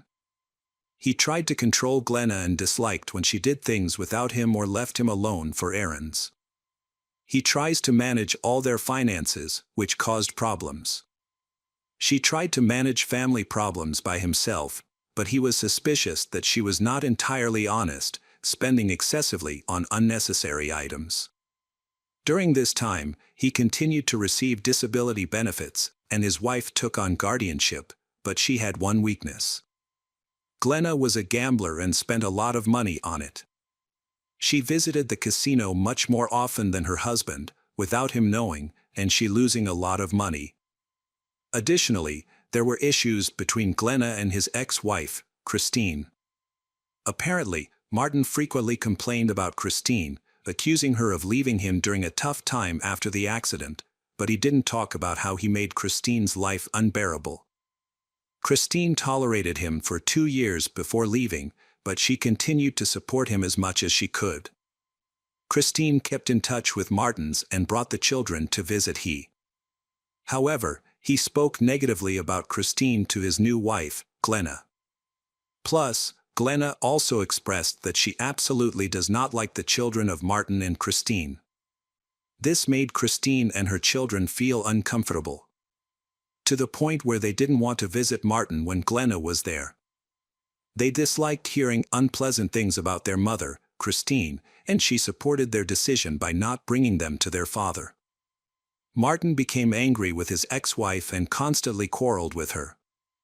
This led to tension with the children and Glenna. Overall, the relationships deteriorated, and everyone's behavior only worsened the situation. A clear testament to Glenna's deep love for Martin is the tattoo of his name on the back of her hand, which she got 18 years ago when they were dating. She never removed it, likely because she had strong emotions for him all these years. She has still loved him for the past 15 years and waited for the moment they would be together again. However, within the family, the relationship was far from romantic, with frequent disputes over money. Martin suspected Glenna was overspending and debt piled up. She often took money from him without his knowledge. Over time, she took complete control of the family's finances, further straining their relationship. Glenna began using the check from the insurance company that Martin received every month as an allowance. In addition, she also illegally traded in some strong drugs. At the time of the accident, Martin did not take these medications regularly, resulting in a large amount of medication being left unused. Glenna sold these medications secretly. However, his involvement in this activity remains unclear. Some believe he was complicit in the sale, help him earn extra income while he is recovering from a traffic accident and is struggling financially.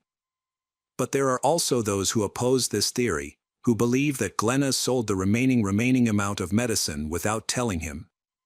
Even though Glenna and Martin's relationship was having problems, they persisted in a toxic relationship for over 11 years. By 2015, they still acted friendly and were always seen together, but they no longer concealed their failing marriage. Occasionally, the discontent between them led to increasingly frequent scandals. One of Glenna's friends later claimed to have witnessed their breakup, during which Glenna threatened to kill Martin. Despite this, they mostly maintained the appearance of an ideal couple, walking hand in hand as they did at the start of their relationship in their youth. By May 2015, the issue of divorce had become serious. One morning that May, Christine, Martin's ex-wife, discovered that Martin was selling his house. She found an advertisement on an auction site and was very surprised. She immediately called Martin to ask why he suddenly wanted to sell a house he loved so much, where he devoted his love to creating his garden. However, he was unaware of this sale, so he asked his current wife, Glenna, about it. Glenna claimed it was a mistake and said she would resolve it, but the fact is she didn't solve it. Previously, their car had been repossessed due to debts, and Glenna had similarly assured Martin it was a mistake and she would fix it, but nothing changed. The auction for the house was scheduled for 3 weeks later, by the end of the month. Perhaps due to the debt accumulated during their marriage, and Glenna wanted to sell the house to pay off the debt, but she did not want to tell Martin about this. On May 13, 2015, one of Martin's neighbors visited him early in the morning to discuss some routine matters. The neighbor was surprised when no one responded to his knock, as Martin usually kept his door open at that time. Concerned, the neighbor entered the house and called out to Martin and Glenna, but no one replied. Venturing further inside, he discovered the reason for the silence. In their bedroom, he found Martin lying on the floor in a pool of blood, and next to it is Glenna, who was bleeding heavily from the head. Terrified that the perpetrator might still be around, the neighbor fled from the scene and immediately called 911. When the ambulance arrived, they realized that Martin was lifeless. Martin was lying on his side, wearing only his underwear, his body already cold, and the doctors confirmed that the 46-year-old had died several hours earlier. However, Glenna was still alive and even conscious. She tried to say something. She managed to utter a fragmented sentence that was not understood. Glenna was found lying next to Martin, fully clothed. However, she could not provide any useful information about the incident. She was rushed to the hospital for medical treatment. A bullet had grazed her skull without damaging the brain, so her injuries were not severe. She recovered quickly after surgery at the clinic. Detectives were able to question her soon after, but she was still undergoing treatment, and they had other cases to handle. The investigators tried to piece together the sequence of incident by examining the crime scene thoroughly. It did not appear to be a robbery, because valuables or personal items in the house are not lost. Even the money, left in a visible spot, was untouched. Additionally, there were no signs of forced entry, suggesting Glenna and Martin might have known the attacker and let him in. During this time, police discovered that Martin was taking strong painkillers and Glenna involved in selling them. There was then an assumption that it was that trade that may have triggered the attack. The entire scheme of selling medicines was uncovered, and detectives believe there may have been a conflict with the buyer during the transfer process. However, by that time, forensic experts had already examined and analyzed the crime scene, including the bullets and weapons found in the house. The pistol was later tested and confirmed to be the murder weapon. In fact, this pistol has belonged to Martin for many years, but both of them were shot with it. First, the attacker must enter the house, know exactly where the weapon is and retrieve it. Then he finds the magazine, loads the gun and then starts shooting. This plan seemed too complicated and therefore unlikely. Moreover, during a more thorough search of the bathroom, Martin's painkillers was found and had not been stolen, which ruled out the possibility of selling them and ruled out the motive for the crime being an attack by the buyer. The weapon used to kill Martin was found under the sofa in the living room. There is a lot of blood there, which did not match the location where the body was found. Apparently an attack also took place in the living room, a shooting, and then the shooting continued in the bedroom. Martin might have been shot in the living room, and then the body moved, but why was this done? It seemed this was done intentionally, perhaps to stage the crime and mislead the investigation. This assumption was confirmed when a spent cartridge case was found in the living room, indicating that the shooting occurred there. As the investigation progressed, more questions surfaced. Blood samples from different rooms were analyzed, revealing unexpected results. The analysis showed that all shots fired at Martin happened in the bedroom. His blood was not present in the living room, and there were no signs of his body being moved. The blood found in the living room belonged solely to Glenna, who was discovered in the bedroom. The bullet casing found in the living room corresponded to the shot that hit her head, supporting this theory. But how did she manage to reach the bedroom after this injury?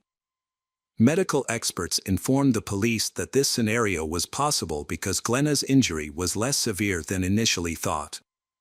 She could have reached the bedroom by herself, especially since she was conscious when found. Nonetheless, the situation appeared unusual. From then on, the police began to suspect that Glenna fired at her husband and then injured herself to divert suspicion. However, these theories still needed solid evidence. At this time, the police were unable to interview Glenna, as she was still in the hospital undergoing treatment and recovery. They took her mobile phone for investigation. Through this, detectives discovered that their family was experiencing a severe financial crisis. Just the day before Martin's death, she searched online for how to use the Uger 6 pistol, the same gun involved in Martin's death and her own head wound. Police found 2 farewell letters, in which Glenna apologized to her children for what she was about to do. She also said goodbye to everyone, indicating her plan to end her life. The Supreme Court identified Glenna's as the perpetrator of the crime. Based on all the collected evidence, the investigation was reopened, but something compelled her to shoot her husband first. Martin was killed in the bedroom, and Glenna shot herself in the head in the living room. However, unlike Martin, she did not die instantly and managed to reach the marital bedroom. This can be clarified by talking to her, so the police waited until they could interview her. They continued gathering evidence in the meantime. Martin's family was already convinced that they were not attacked by a stranger. The shooter was his wife, Glenna. Christine Keller, the ex-wife of Martin, was shocked by the events. Although she never thought highly of Glenna, especially because of Glenna's aggressive behavior, but she did not expect this to happen. Then, Christine took her old parrot home to the children. Meanwhile, detectives were finally able to speak with Glenna, who was feeling well. Doctors confirmed that she understood what was happening around her and ready to talk to the detectives. Despite the doctor's positive assessment. But she told the investigators that, in her view, she never wrote farewell letters and did not plan to end her life, let alone kill her husband. Police officers were concerned because Glenna completely denied being involved in the attack on her husband, yet she also claimed she couldn't remember what happened on that tragic day. This inconsistency seemed suspicious and hinted that she might be a suspect, but at that time, they had no solid evidence against her. Glenna was released from the hospital several months later. Meanwhile, the investigation had not uncovered any new evidence. Police were concerned that Glenna's denials and the trauma she had suffered might convince a jury that she was innocent.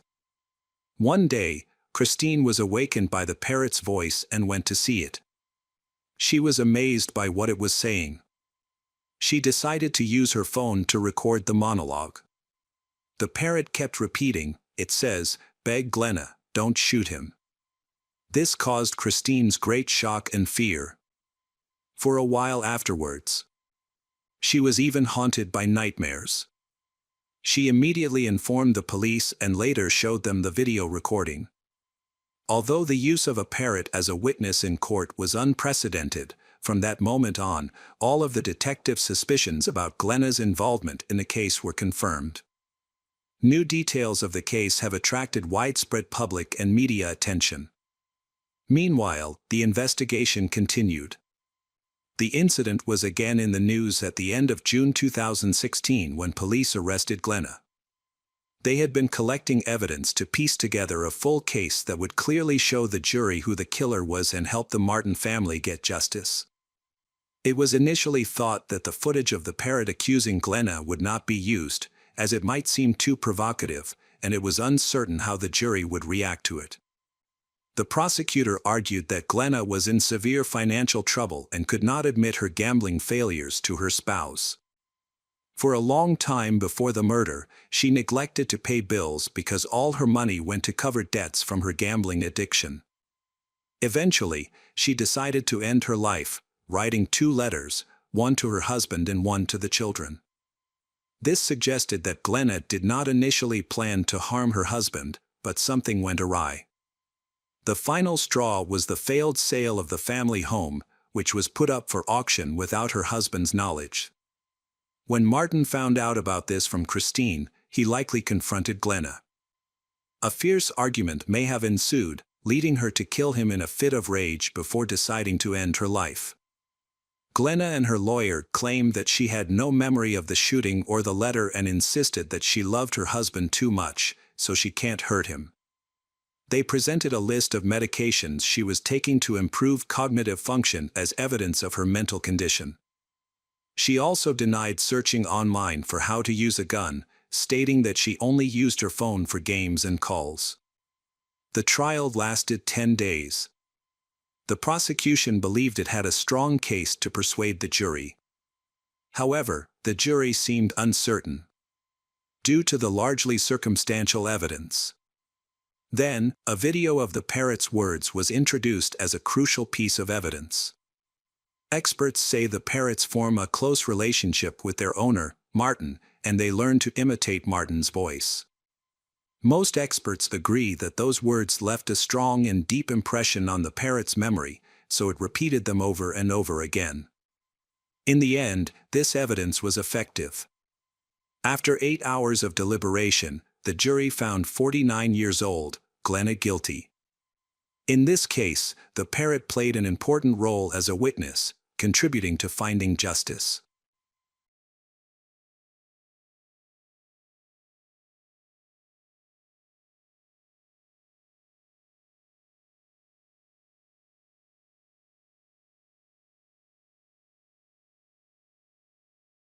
Hello again, true crime fans. We've got another mysterious case to explore. The case of Assunta Botera. Rosario Porto and her husband, Alfonso Botera, were wealthy individuals. Rosario's father served as an influential French consul, and her mother was an art teacher. Rosario followed in his father's footsteps. She became a successful lawyer. In 1997, she was appointed French consul. She inherited this post from her father. Alfonso was a well-known journalist. He and Rosario married in 1996 and they moved to a large apartment in an upscale area of Santiago de Compostela, Spain. Rosario had lupus erythematosus, which led doctors to advise against pregnancy. They decided to adopt a child abandoned by his parents and create a loving home for him. Adoption was challenging in Spain, so when they were in their early 30s, they chose to go to China for adoption. After navigating numerous bureaucratic hurdles, they arrived at an orphanage. Rosario immediately noticed a 9-month-old girl, and within 2 weeks, they resolved all issues to officially adopt her. When returning to Spain, the child's documents named her Assunta Fan Yan. This was notable since Assunta was among the first Chinese children adopted in the area. Initially, it seemed fortunate for her to join a respected and wealthy family, but unfortunately, this joy did not last long. Assunta was a highly capable girl. She excelled academically, studied multiple languages, practiced ballet, and attended music school. It seems that Rosario and Alfonso want to give her every opportunity to develop. On July 4, 2013, Rosario and her 12-year-old daughter, Assunta, went to the beach to cool off on a hot day. Assunta told a terrifying story about a man wearing a black mask and gloves who tried to strangle her the night before. The longer the girl talked, the more she lost control, and finally, her mother cried. She knew about it, she was there when it happened, but for some reason she did not contact the police. On the night of September 21, 2013, at 10:30 p.m., Rosario and Alfonso were at the police station for another reason. They reported their daughter, Assunta, was missing for several hours. Then, Rosario recounted Assunta's story of the attempted attack from 2.5 months prior. This left them fearful that the attacker had returned and something terrible might have happened to their daughter. They were terrified she had been kidnapped. Alfonso was convinced she was no longer alive. They urgently pleaded with the police to take immediate action. In the early hours of September 22, 2 men were driving through a forest on their way back from a bar. Suddenly, the driver stopped, saying he noticed something unusual in the forest. He didn't understand what was going on, so he turned his headlights toward the forest and mentioned to his friend that he felt like someone was watching them. Despite this, he wasn't scared, likely due to the alcohol he had consumed, so he got out of the car and walked a few steps into the forest. In the light of the car's headlights, he saw something on the ground that looked like a doll. As he approached, he realized it was a girl. She was tied up, and her clothes were dirty. He checked for a pulse and found that the girl was dead. Then, they quickly contacted the police. The police identified the body as Assunta, who had died just a week before her 13th birthday. While examining the area near her body, they discovered her mobile phone, which contained some disturbing photographs. There are several photos of she wrapped tightly, lying with her eyes wide open. Some forensic experts suggested her dilated pupils indicated possible drug use. Even more distressing were photos of the girl in revealing clothing, with bright makeup, fishnet stockings, and posing provocatively on a couch. Her eyes remained wide open, and her pupils were dilated. These photos later appeared on the internet, were widely circulated and making people angry about how a child was treated like that. Assunta's last day was described by her parents as ordinary. However, then little girl suddenly went missing and was found dead a few hours after they reported her disappearance. On that day, the girl went to visit her father, Alfonso, at his work, and then hurried back home, so she not wanting to miss The Simpsons at about 7 p.m. After she returned home, Rosario, her mother, came back from work and saw her daughter in her room, where she had her books spread out on the floor for homework. Rosario didn't notice anything unusual and left to go to their country house, which was about half an hour away, to pick up bathing suits and other items for a planned beach outing the next day. Rosario returned around 9:30 p.m., and by then, Assunta was no longer in the apartment. Rosario became worried because little girl hadn't called or mentioned any plans to go out, which was unusual for her. Thinking maybe she had gone to see friends, Rosario started calling the girl's friends and Alfonso, but nobody had seen she. Rosario was the last person to see Assunta alive, making her one of the first individuals the detectives focused on, and she was questioned at the station. During her discussion with the police, Rosario recalled the incidents of July 4th, the night of the first attack. When they returned from the store that evening, Assunta closed the front door but left the key in the lock. Her mother didn't notice, and they went to bed. Around 3 a.m., Rosario was awakened by cries for help. Rosario rushed to her daughter's room and saw a large man pinning little girl to the floor, seemingly trying to strangle her. She attacked the intruder, but he was very strong and easily threw her against the wall. Fortunately, no one was harmed, and the attacker fled. Rosario described him as a strong, middle-aged man dressed in black, wearing a mask and gloves, so it is not possible to give a more detailed description. Assunta told her friend about what happened and even sent several photos showing red marks on her neck. Assunta's father, Alfonso, mentioned that little girl had struggled with depression for a long time and was taking medication prescribed by doctors. This was confirmed because Assunta talked to friends and shared her experiences. Recently, she had been speaking more positively about her situation, saying she felt much better. However, after Assunta was first attacked, Rosario did not investigate to find out what was happening to her daughter.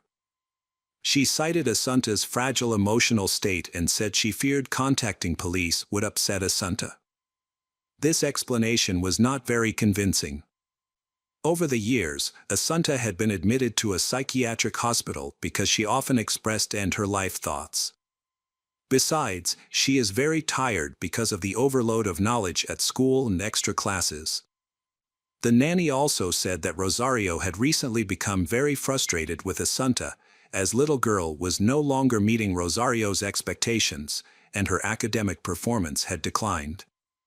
She had become somewhat of a burden, prompting Rosario to consider sending her to study in Poland.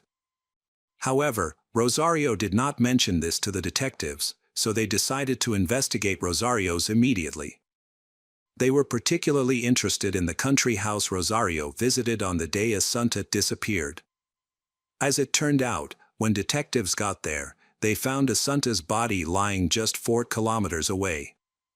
Rosario appeared surprised to see them. She was furious. She quickly headed to the second floor, clearly trying to hide something. When a detective checked a nearby trash can, he found a piece of orange rope inside, identical to the one used to tie Assunta's hands and feet. There was also a black mask and gloves. All these items were collected for examination, but unfortunately, no fingerprints or DNA were found. The investigative committee conducted several autopsies. They did not measure the body temperature immediately, fearing it might compromise the evidence, so the exact time of death couldn't be determined. However, it was estimated that Assunta was killed around 8 p.m. The cause of death was suffocation. Her mouth and nose were covered with a soft object, likely a pillow, which prevented her from breathing, leading to unconsciousness and eventually death. In addition, an autopsy determined that Assunta had taken at least 27 lorazepam pills on the day of her death, 9 times the normal amount for an adult. Hair tests revealed this was not the first occurrence. Little girl had overdoses 3 months before her death, starting when the attacker first breaks into the home. It's important to note that overdoses of this drug can cause amnesia and loss of muscle control. The drug was used to treat anxiety disorders and insomnia. The police discovered that Rosario used it to combat depression, but it was not prescribed for Assunta. No one could explain why Assunta took the drug. According to Rosario, the criminals gave Assunta medicine so she wouldn't remember the incident. Detectives conducted a review of CCTV footage in the area to track Assunta's movements that day. Around 2 p.m., she visited her father, Alfonso. At 5:21 p.m., she returned home, and at 5:28 p.m., Rosario returned home. At 6:20 p.m., a gas station camera recorded a green Mercedes belonging to Rosario. She admitted the car was moving towards a house in the country. It was clear that besides the driver, there was a girl in the car, identified as Assunta. They were heading in the direction where Assunta's body was later found. The new testimony completely contradicted Rosario's earlier statements, making she the primary suspect in the murder. Therefore, she was questioned again. Rosario's face showed fear and shame because she had let her adopted daughter go missing while she was responsible for taking care of the girl. Then, she offered a different version of events. According to her, they went out to get swimsuits together, but when they arrived at the country house, Assunta refused to enter with her. Assunta chose to stay in the car while Rosario took everything she needed and did some small work. However, this took longer than expected, and Assunta wanted to return home to do chores and rest. Rosario agreed and drove her daughter back. But she dropped her daughter off about a 20-minute walk from their apartment to avoid navigating the narrow streets. However, the police reviewed CCTV footage from the outskirts of Santiago but found no evidence of Rosario taking her daughter back home. They only saw footage of Rosario leaving her country house alone around 9 p.m. Her story is full of controversial and contradictory details.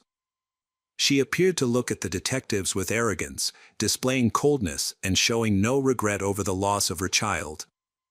She persistently insisted that the large man in black was involved in the incident. When the police interviewed the Botera family's neighbors, one mentioned hearing screams at night in July, when Assunta was first attacked. He also observed something unusual. Even though the attacker entered an area where dogs lived, the dogs were silent, indicating that the attacker was very familiar with them. All in all, everything seemed suspicious, making them even more suspicious that Rosario and Alfonso were involved in the murder of their adopted daughter. The police considered different theories about the first home invasion. Some thought it was fabricated by Rosario, while others suspected it was the parents' first attempt at murder. Few believed an outsider was involved. On September 24th, Rosario and Alfonso held a funeral, during which they behaved oddly, even taking a selfie in front of the coffin. Due to inconsistencies in her testimony, Rosario was arrested after the funeral. By then, detectives had discovered what might have been the motive behind the crime. Witnesses came forward with information about incident from 9 months prior to the tragedy, and this may have been the beginning of the bloody end. In January 2013, Rosario started a relationship with a realtor named Manuel Garcia, whom she hired to sell real estate. Manuel was married and made it clear he would not leave his family. He considers the relationship with Rosario to be nothing more than an affair. Rosario was fine with this, and their secret relationship continued. During this time, her relationship with her husband, Alfonso, quickly deteriorated. She finds Alfonso boring and considers him a failure who overestimates himself. She described him as insensitive, while her lover, Manuel, was the complete opposite. After Alfonso finds messages from Rosario's lover on his wife's phone, they divorced in February 2013. Rosario and her daughter Assunta continued living in the apartment. She maintained her business and visited a country house. Custody of the daughter, Assunta, was shared, and both parents have the right to see the little girl. After Assunta's parents divorced, she lived in both her father's and her mother's houses. Many observed that she was always close to her mother, while her relationship with her father was not as warm. However, her father made efforts to improve their relationship. He also repeatedly told his ex-wife Rosario that they would be forever tied together through their adopted daughter. Is it possible that because Rosario wants to completely cut off contact with her ex-husband, so she will cause the innocent child to leave forever? It is known that earlier in the summer, Rosario had to end her relationship with her lover, Manuel. Alfonso took advantage of the opportunity, he convincing Rosario to end her relationship with Manuel in exchange for his help with their daughter while she was in the hospital. And Rosario agreed to this request. However, it was revealed that on September 21st, Rosario broke her promise, she spending most of the day with Manuel and only returning home in the evening. This is very suspicious, because soon after, Assunta was killed. During the investigation, numerous assumptions were made, including one significant point emphasized by the defense. They argued that male DNA was found on the clothes Assunta's, indicating a man's involvement. While it was considered possible that the mother was not involved in the crime, this scenario was deemed unlikely. Police have stepped up their investigation, collecting documents for analysis, focusing on identifying male DNA on Assunta's body. Several options were considered during the investigation. At first, Alfonso was suspected, but then all attention turned to Manuel. However, he had an alibi and had no motive to harm Assunta, so he was quickly dismissed as a suspect. Surprisingly, the DNA was identified as belonging to a stranger named Ramra, a Colombian citizen who lived in Madrid, about a 6-hour drive from Santiago, where the incident occurred. This may seem strange. When questioned, Ramra fervently denied any connection to the case, claiming he had never been to Santiago and had no involvement in the murder. Indeed, Ramra had an alibi. He was having dinner at a restaurant in Madrid with his girlfriend and was captured on CCTV footage there. Why had Assunta been taking prescription drugs in the months leading up to the incident without any prescription? Further examinations revealed that only a portion of the DNA traces found belonged to Ramra. The lab staff suggested that the match could be due to poor quality samples or contamination. There were even suggestions that someone might have intentionally tampered with the sample's DNA to mislead the investigation. At this stage, many questions remained unanswered, and detectives considered even the most unlikely scenarios. Rosario and Alfonso seemed indifferent to what happened to their adopted daughter. Rosario was the last person to see Assunta alive, and the press speculated that she could have acted alone. Despite her fragile appearance, but investigators doubted she could physically manage Assunta's body. Using cell phone towers, police tried to determine the whereabouts of Rosario and Alfonso at the time of the incident. On that day, their phones were turned off. This makes the police even more suspicious of them. However, Rosario explained it was a coincidence, and their phones just run out of battery at the same time, they don't have any bad intentions. After talking to a local pharmacist, who was also a friend of Rosario's, they discovered that Rosario first contacted the pharmacist on July 5th, the day after an intruder broke into the house and attacked Assunta. After that, this drug lorazepam was purchased in large quantities by Rosario. Considering all the circumstances, the detectives decided to arrest Alfonso Botera. Some of Assunta's teachers had noticed unusual behavior in her. One day, Assunta attended her violin lesson with her father, Alfonso, and she seemed unable to control herself. Alfonso explained that his daughter was just under the influence of allergy medication. The teachers observed that she was usually very reserved and did not share her problems. The drowsiness incident occurred repeatedly, but the parents always had excuses, typically citing her health condition. The teacher was suspicious and distrustful of the girl's parents. When the police interviewed Assunta's teacher, she described Assunta's symptoms and behavior, which matched many side effects of the medication. 2 days before the tragedy, the last suspicious incident happened. On that day, Rosario informed the teacher that her daughter couldn't attend class due to a severe reaction to prescribed medications.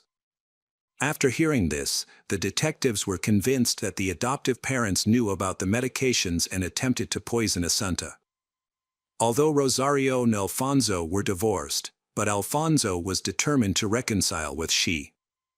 In June 2013, 3 months before the tragedy, Rosario experienced a nervous breakdown and was hospitalized. During this time, Alfonso moved back in, feeling optimistic as his wish to reunite with his family seemed to be coming true. During this period, Rosario ended her relationship with her lover. Alfonso visited her in the hospital and cared for her after her discharge. It seemed like family matters were improving, but later it was revealed that she had lied, she continuing her affair and meeting her lover on the day of the murder. Given the new information, the investigation believes that Alfonso sought revenge. Perhaps he wanted to cause Rosario more pain than he had to endure from her betrayal. This could explain why the orange rope ended up in the trash at the country house. It was simply tossed there by Alfonso. However, why was Rosario so alarmed when the police arrived, and why did she immediately check the trash? She likely knew about these items and was an accomplice. The police have discovered a new clue. Whenever Alfonso was at home with Rosario and Assunta, the little girl be drugged with lorazepam. However, Alfonso refused to comment on this, claiming he was not guilty. After the arrest, Rosario's behavior was unstable, alternating between hysteria and depression. Meanwhile, Alfonso remained quiet and calm, he constantly trying to reassure Rosario's by saying they just needed to love and support each other, and that everything would soon be over. Despite his soothing words, the police noticed his cold demeanor.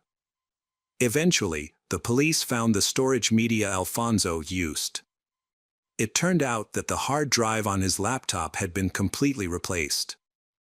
Experts discovered that over 500,000 photos and videos had been stored on it, likely compromising material. The police also found that he had an unhealthy interest in Asian girls on his social media page. Evidence showed he had dozens of interactions and correspondence with Asian girls, and according to investigators, the photos suggested these girls were minors. Additionally, he often showed interest in adult Asian women with very youthful appearances. Later, a woman who owned an escort agency approached the police. She confessed that Alfonso was a regular at her establishment, always requesting only Asian women and insisting they dress as schoolgirls. Even his wife was aware of this preference. Photos of the murdered Assunta in revealing clothes made the situation even more serious. The prosecutor focused on how the seemingly calm and quiet Alfonso had cruelly treated his adopted daughter Assunta. The charges suggested that Rosario and Alfonso were criminals covering for each other, with both involved in Assunta's death. What could have motivated the crime? Rosario and Alfonso refused to cooperate with the investigation and wouldn't communicate without their lawyers. Later, on their attorney's advice, they completely stopped commenting on the tragedy. Forensic psychiatrists were crucial to the investigation. They analyzed Rosario and Alfonso's behavior and identified them as narcissists with personality disorders. It appeared they adopted Assunta to present a loving family image, pressured by Rosario's parents. Sadly, Assunta became a mere pawn for them, and once she was no longer needed, they first exploited her and then decided to eliminate her. A 15-year-old acquaintance of Assunta testified for the prosecution. Although Alfonso claimed he stayed home all day until the evening on the day of the murder, this was proven false. The girl saw him around 6 p.m. near Rosario's house, a fact later confirmed by camera footage. Alfonso was captured on camera at 9 p.m. after Assunta had disappeared. These conflicting details added to the evidence against Rosario and Alfonso. The trial was highly controversial, with even the judge's conduct coming under scrutiny. Many suspected he sought fame, suspicions that were later validated when he authored a book about the case after the trial concluded. Relatives and neighbors of the Botera family watched for years as the foster parents tried to create the best environment for Assunta. They are financially well off, ambitious and have a tough personality, but those close to them notice their devotion to Assunta. Many people still believe that the trial's outcome was a miscarriage of justice. In court, Rosario and Alfonso maintained their innocence. Alfonso remained calm and reasonable, while Rosario often cried, became hysterical. She puzzled in her testimony in justifying his behavior with the effects of the drug. Rosario's cousin testified at the trial and shared some new information. In 2011 and 2012, Rosario's parents both passed away suddenly at home. Their deaths were suspected to be under unusual circumstances. The cousin believed that Rosario was involved in the murders of her parents and daughter to inherit the entire property. However, the defense attorney rejected these claims. Rosario's mother passed away at the age of 77 and her father passed away at the age of 88. Both passed away peacefully from old age in their sleep in their beds. Although doctors found nothing unusual, their bodies, like Assunta's, were cremated, making it impossible to verify any unnatural causes of death. Meanwhile, the prosecutor contended that Rosario and Alfonso were true sociopaths. Alfonso was apparently a pedophile who drugged his daughter and chose to record these incidents. Assunta posed a threat of exposing them, leading to the decision to eliminate her. This theory was supported by numerous photographs and evidence indicating that Alfonso had an unhealthy obsession with young Asian girls. It is likely that Rosario was complicit in these activities or was at least aware of them but chose to protect Alfonso's wrongdoings. Alternatively, Rosario might have seen the girl as a burden and decided to eliminate little girl with the help of Alfonso. On October 30, 2015, the court found Rosario and Alfonso guilty and sentenced each to 18 years in prison. After beginning their sentences, they both appealed, but their appeals were rejected. On November 18, 2020, Rosario was discovered dead in her prison cell with a belt around her neck. This was her third try to end her life. Alfonso remains imprisoned and maintains his innocence.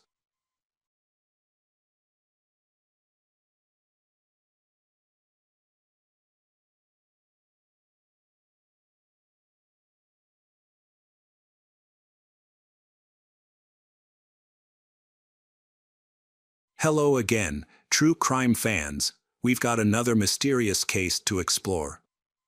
The case of Matthew Winkler. Matthew Winkler was born in November 1974 and was the youngest child in his family. He had a brother named Daniel. The family lived in Huntington, Nancy, USA, a small town with fewer than 5,000 people, known for its long history of serving the church. Matthew's grandfather played a significant role in the community as a third-generation Christian minister and was the principal of a school for preachers in the town. Additionally, he authored several books on biblical theology. Matthew's father was also a pastor, and the Winkler family was highly respected in society due to their religious commitment. Father Dan started his career 5 years after Matthew was born. While in high school, he began building a small church, which was completed during his college years. After finishing university, he became a pastor and met his future wife, Diana. They married in 1970 and later had sons. Due to Dan's preaching duties, the family often moved, even to different states, which helped shape their character. Eventually, the Matthew family settled in Austin, Texas. Matthew began attending high school regularly and was an athletic teenager who loved football and worked out almost daily. He was active, energetic, and creative, participating in church puppet shows. Matthew was a kind and popular classmate. After graduating, his parents invited him to serve in the church, marking his first steps toward becoming a pastor. Matthew enrolled at Freed Harmon College in Nancy. Matthew's family was generally happy, with Dan imposing strict rules at home that seemed appropriate for raising 2 sons. In 1993, the family moved again to a large city in New York State, where Dan worked as a missionary for 11 years. A few months later, Matthew met Mary, a modest but charming student at the university. Mary was a year older than Matthew. Their relationship developed quickly and they began dating. Just 3 months later, Mary announced to her parents that she was introducing them to her boyfriend. The meeting went well. Matthew impressed her devout family, and they approved of the relationship. 6 months later, Matthew proposed to Mary, and she accepted. They were married on April 20, 1994. Mary Freemans was born in 1973 as the eldest child in her family, who were living in the United States at the time. The Mary were devoutly religious and regularly attended the Church of Christ, where Mary's father was the pastor. The family later welcomed the second daughter, Patricia, who faced significant health challenges, including cerebral palsy, spinal meningitis, and developmental disabilities. Despite these challenges, her parents were dedicated to supporting her, teaching her to read, although she struggled with comprehension. Despite their difficulties, Mary and Patricia shared a very close bond. Mary, who was calm, reserved, obedient, and somewhat meek, often slept with Patricia to comfort her. While Mary was in elementary school, her parents decided to adopt a little girl named Shauna. Shauna came from a large family with 4 other siblings who were also placed with different adoptive families. Eventually, all the siblings, including Shauna, were returned to their biological parents. Mary experienced her first major trauma on April 15, 1987, when her younger sister died from a heart attack while taking a bath at the age of 11. This devastating loss affected Mary deeply, and at 13, she sought help from a school psychologist to process her grief. Unfortunately, when her father found out about this, he became angry and demanded that the psychologist stop interfering, believing that he and his wife should resolve the situation themselves. As a result, Mary lacked emotional support from her parents, which led to her developing post-traumatic stress disorder and many other psychological issues that she struggled with throughout her life. Mary's family then adopted 11-year-old Shannon and her 4 siblings, making their dream of having a large family come true. Mary, being the eldest child, took on a supportive role, helping her mother and guiding her younger siblings. Mary then met Matthew, and they began a romance. They began dating and often skipped school to spend time together. When they found out Mary was pregnant, they decided to drop out of school. They married and moved to Knoxville, where they lived in a small apartment near Mary's parents. Matthew found work on a construction site. During this time, He felt exhausted by the physical demands of his job and the challenges of their marriage that they were beginning to experience. Matthew began to take his stress out on his wife. He felt resentment towards Mary for dropping out of school and for the difficult situation they were in, especially while his friends were living carefree lives. In order to support his family, Matthew had to work hard. Eventually, he decided to quit his job and start looking for a new job back home. During this time, Mary faced new challenges when her mother was diagnosed with cancer. Despite the support of her family and her mother's treatment at a specialist clinic, sadly her mother passed away in April 1999. The loss had a profound impact on the entire family. Mary's father was left to care for 5 children on his own, leaving her adopted siblings to seek Mary's help more often.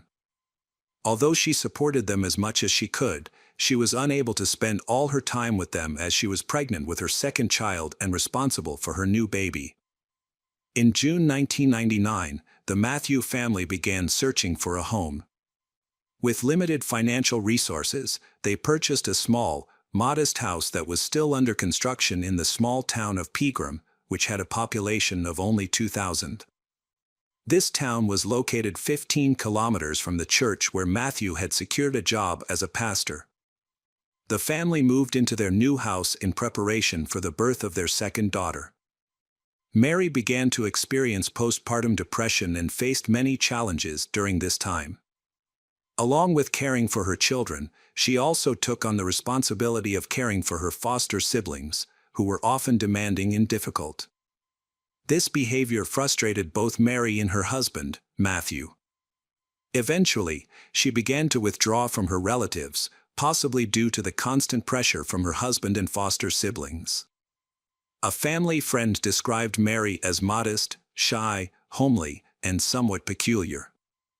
She struggled with social interactions, had a limited circle of friends, and tended to be reserved.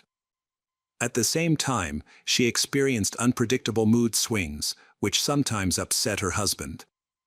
Mary began to complain about sexual violence from her husband. However, he did not consider his actions to be the problem. Instead, he believed that it was Mary's rigidity that caused the problem. After a particularly tense argument, Mary invited her 2 brothers to stay overnight because she felt unsafe being alone with her husband. During that time, Matthew realized that they needed to stay away from her family to reduce their influence on his family life. After they moved away, Matthew's marriage began to improve. Mary described the transition as challenging but felt relieved that they had worked through their issues together. The couple bought a house in the small town of Markmenville. At this time, Mary was pregnant again and was excited at the prospect of having a large family, like hers. Unfortunately, Mary later suffered a miscarriage. In the new town, Mary's family met nice neighbors. Matthew's pastoral career is booming, but it requires him to travel frequently, which means he is often away from home. Matthew is looking forward to being promoted to pastor of the local church. Meanwhile, Mary takes a part-time job to help support the family financially. Matthew also worked part-time teaching Bible lessons at Boyd Christian School. He was highly regarded as a specialist and was seen as a positive influence who instilled religious values in his parishioners. He earned the respect of the entire community. However, those who worked closely with Matthew noticed a different side. He was often arrogant and caused tension whenever he was in the office. Mary brought him lunch every day, and although she was very attentive, Matthew treated her with disdain. This angered his secretary. Because of what she considered unacceptable behavior for a man of his faith. No one suspected that Matthew was behaving badly at home. Behind closed doors, he abused his wife. This continued until one day Mary showed up with a black eye, causing concern in the local community. She claimed it was an accident but would not explain how she got the bruise. Rumors began to spread that Matthew might be harming her, including sexually, and his addiction became a topic of conversation in the community. It's unclear if this contributed to Matthew's professional downfall, but in 2004, he lost his job as a church pastor. A more reputable preacher was hired to take his place, which drove Matthew into a frenzy as he had to search for work again.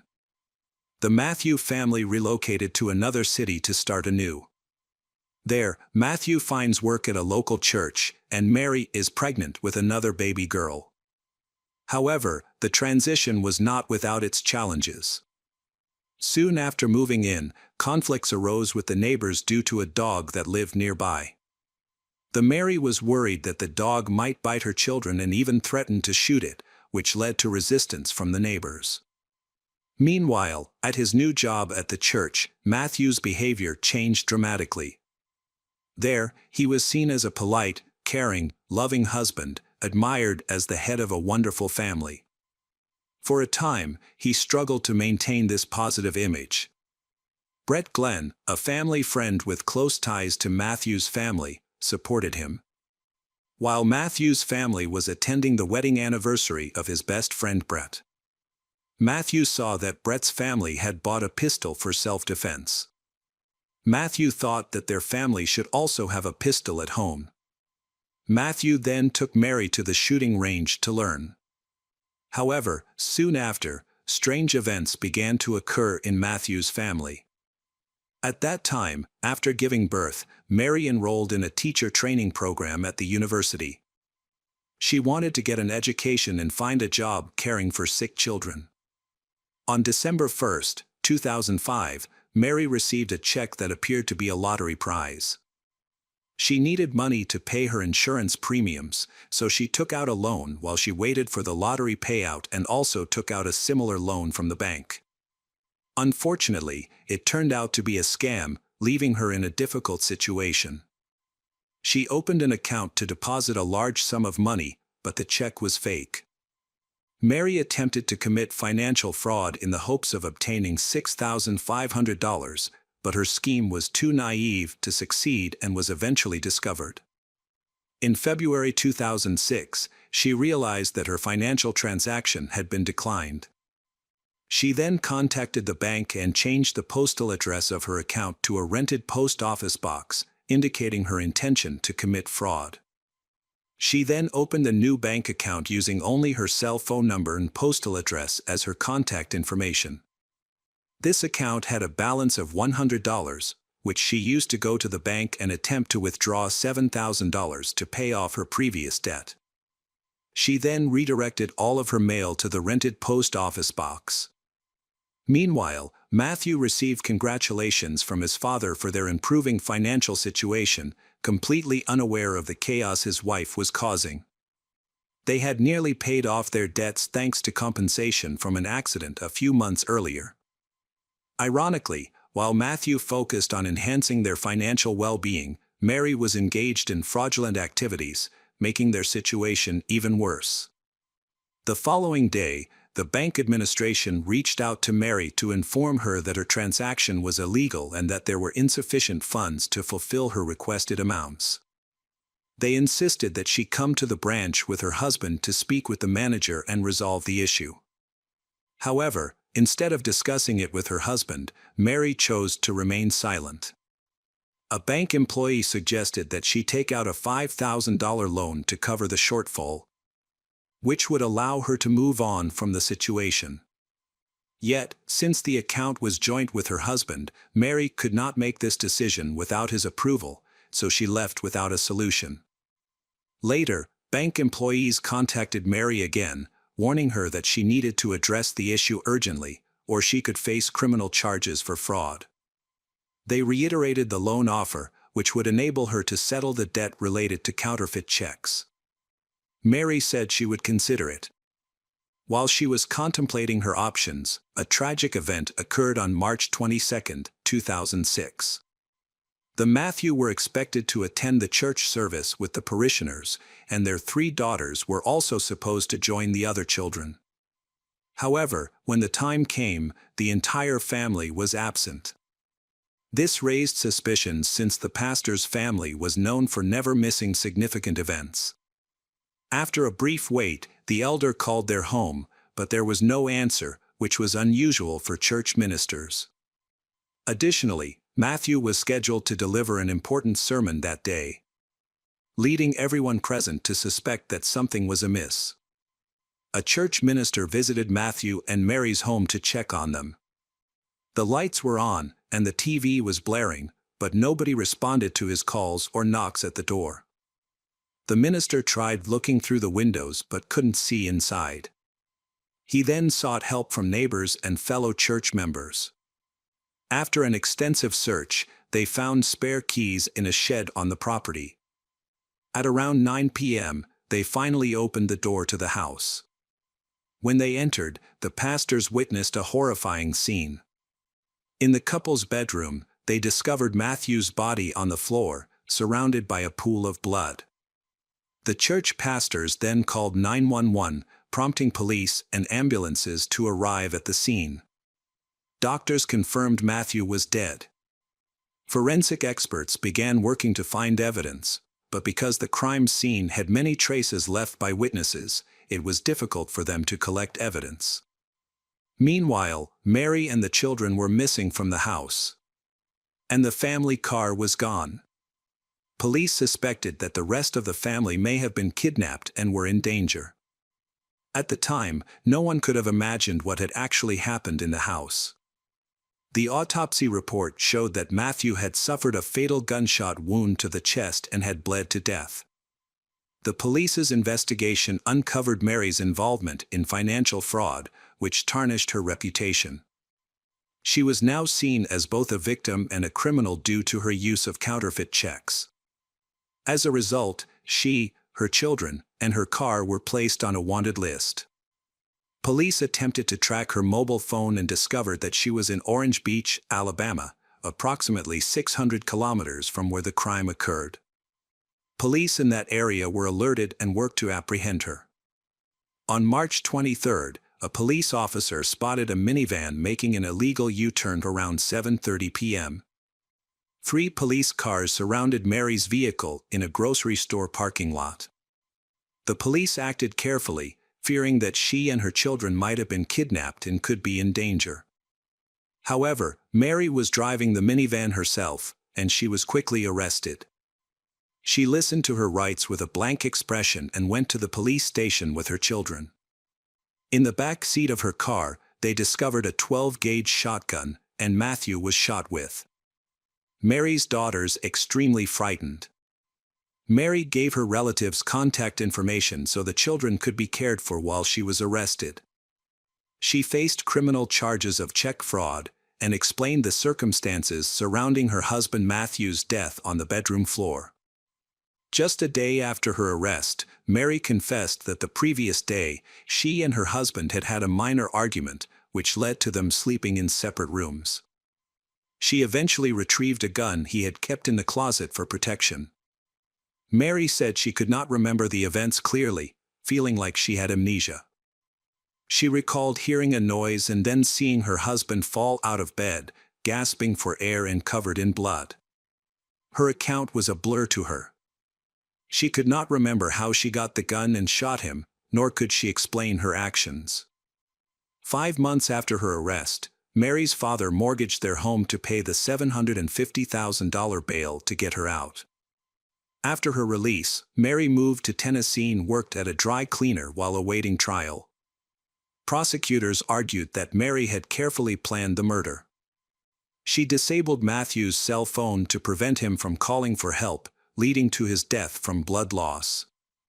Mary knew where guns were kept in their home and had easy access to them. A handgun was identified as the murder weapon, but the motive for the crime remains a mystery.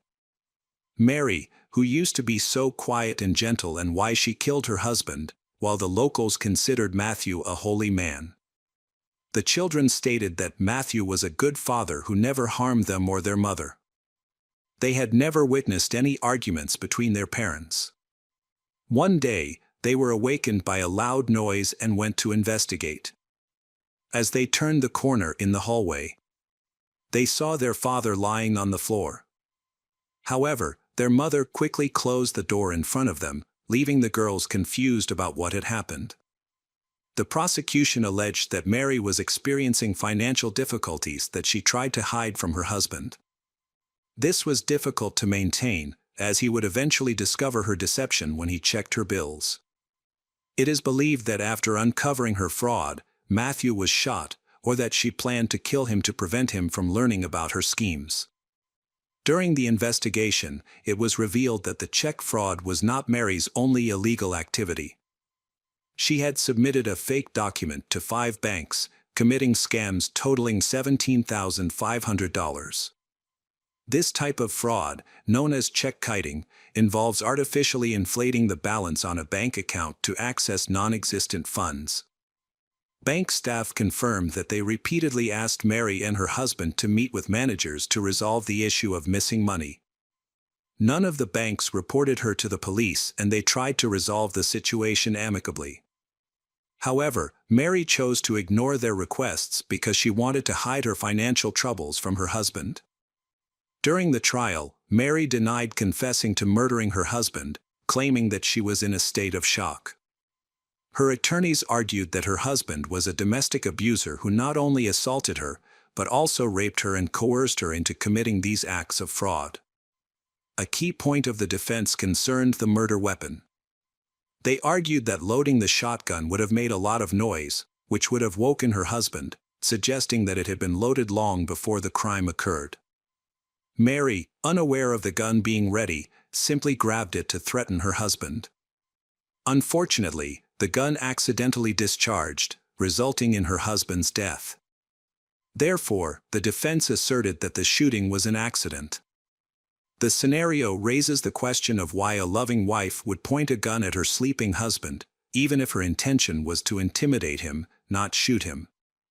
In court, Mary recounted the horrific experiences she endured living with a husband she described as a domestic tyrant. She accused him of sexual, emotional, and physical abuse. To illustrate her point, Mary produced a wig and high-heeled shoes that her husband forced her to wear, even wearing the shoes to court. She burst into tears upon seeing them again. Matthew's controlling behavior extended to how she dressed, as he forced her to wear revealing outfits and watch adult films. He pushed her toward intimate relationships that were unusual for her, even requiring her to get his approval to get a haircut. Despite this, she hid her shame and fear, concealing the truth about him. She described a home environment where he maintained strict control and harshly punished Mary for the smallest mistakes. She even feared he might be abusing their children. Over the years, this led her to build up significant resentment towards him. On the morning of the incident, Mary was awakened by her youngest daughter's crying at 6 o'clock. Frustrated, Matthew angrily pulled her out of bed, insisting that Mary go comfort their daughter. Mary complied and went to the nursery, but the youngest daughter continued to cry, which made Matthew even angrier. He ran into the room, picked up the baby, and covered her mouth and nose to silence her. Fearing for her daughter's safety, Mary begged her husband to give her the child. Finally, he returned his daughter to her and returned to the bedroom. Mary calmed her daughter, put her to bed, and then took a shotgun to confront her husband, accidentally shooting him in the process. Initially, Mary was confused and didn't comprehend what had just occurred. She saw her husband fall from the bed and hit his head. Fearing he had fallen and would be angry with her, she quickly left the bedroom. Listening for any signs that he might be pursuing her, Mary confirmed it was quiet and went back to the bedroom. It was then that she fully understood that she had shot Matthew. In a panic, she took the children and ran away from home. Mary explained that she lost control and shot her husband in a fit of rage due to his violent behavior toward the children and her. After he attacked them, he went to sleep, and in that moment of anguish, she accidentally shot him. However, the prosecutor disagreed with her testimony, finding it implausible and inconsistent with her initial interrogation. They argued that she killed Matthew to prevent him from discovering her financial fraud. The jury had to consider numerous documents and testimony, and consider several sentencing options for Mary Freemans. The lightest sentence was 1 year in prison, while the most severe was life in prison without parole. She also faced the possibility of losing her parental rights forever. After deliberating for about 8 hours, the jury returned a verdict on April 19, 2007, finding Mary guilty of manslaughter, which fell between the lightest and most severe sentences. The case was awaiting a final verdict from the judge, and Mary was expected to be sentenced to at least 6 years in prison. However, the judge's ruling came as a surprise. Mary Freemans was sentenced to just 210 days in prison, with the 5 months she had already served before the trial counting toward that sentence. After the sentencing, Mary was committed to a mental hospital for 60 days before being released.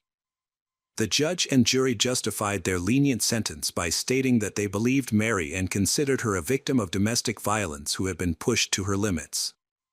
Many local residents shared this belief, especially influenced by Mary's account of wearing stripper shoes, which the women of the small town found humiliating and expressed their support for her. The prosecution found the sentence unfair.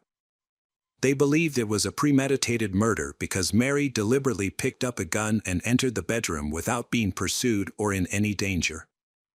Once in the bedroom, she pointed the gun at her husband and shot him, showing that it was not an accidental murder. Despite their arguments, the court rejected their arguments and denied several appeals to reconsider the case. The decision was widely seen as unjust, leading to public outrage, particularly among the victims' relatives. In August 2008, Mary won full custody of her 3 daughters, who had been living with Matthew's parents. A custody battle ensued, with Matthew's relatives arguing that Mary was an unfit mother because she had killed her husband and had anger management issues. They expressed concern that she might resort to violence again. However, their arguments were unsuccessful and Mary was awarded custody of the children. She was not charged with any wrongdoing in connection with Matthew's death, and it was implied that she had been coerced into committing the crime. Mary worked at a dry cleaner's for a time before moving to a daycare near McMinnville. Unfortunately, neither of these jobs were long-term due to the negative attention she received from the public and media. Mary is now 50 years old, she lives a lonely life and no one knows where she is.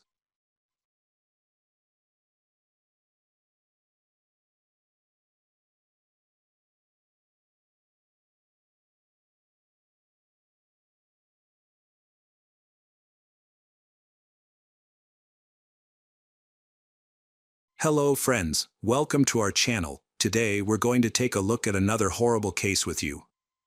The case of Jennifer Morrissey. Michael was born in Pennsylvania in 1953. He later moved to Williamsport, Maryland.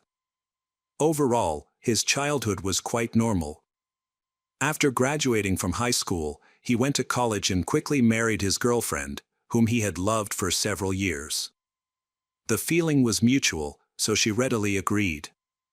Michael is a person who has tried his best to achieve success in his career, he becoming a well-known insurance agent in the city for some time. Though he was good at it, he eventually switched to pharmaceuticals, where his career truly flourished as a pharmaceutical representative. He started his own business and provided his family with a wonderful life. He earned well, and the family wanted for nothing. Unfortunately, his happy married life did not last long. For years after the birth of their children, Michael and his wife's relationship became cold, so they decided to divorce. Despite the divorce, but he and his wife remain on good terms, and the children still visit him regularly. The son and daughter later recalled that even during the divorce proceedings, they never saw their parents argue. Their relationship remained peaceful and respectful, even as they decided to end their marriage. A few years later, Michael moved to Bucks County, Pennsylvania, to start a new life. He plans to continue his business there until he retires. As a single man, Michael enjoyed his freedom and owned a large, beautiful house by the river. He developed an interest in art and began collecting valuable pieces. Although he didn't aim for world-class masterpieces, he has gathered a fascinating collection that he is very proud of. Michael remained a bachelor for a long time until 2012, when he met a 28-year-old single mother named Jennifer Morrissey. They quickly fell in love and moved into a more intimate relationship. The romance was intense and passionate. Soon, Michael invited Jennifer on a vacation to the Caribbean islands. On the trip, he brought 2 jet skis and 2 ATVs so that both could participate in the activities. He was deeply infatuated with Jennifer, and his relatives were amazed at how much he had changed. He even got his first tattoo in his life, dedicated to Jennifer. In 2015, after they had been dating for 3 years, Michael invited Jennifer to move into his house, and she agreed. He gave her everything, including a comfortable life. Jennifer's stepchild even has his own room. However, the idyll lasted until August 8 of that year, when Michael was found dead in his house. By this time, his relationship with Jennifer had been going on for 3 years, and they were planning a wedding. Earlier, colleagues found Michael lifeless in his home. They initially thought he might have died from a heart attack. When the rescue team arrived, they discovered he's sitting in a chair with his head tilted back. From behind, he appeared to be sleeping, but closer inspection revealed a pool of blood beneath him, with blood streaks around his mouth, nose, and chest. It became clear that he had not died from a heart attack but from gunshot wounds to the face. The wound between his eyes suggested that it was either murder or intentionally ended his life. Forensic experts began analyzing the scene and quickly ruled out intentionally ended his life. If he had shot himself, the gun would have fallen to the floor or at his feet, but the gun was missing. This indicated someone else was present at the time of his death, who pulled the trigger. Forensic experts expanded the search area and examined the living room.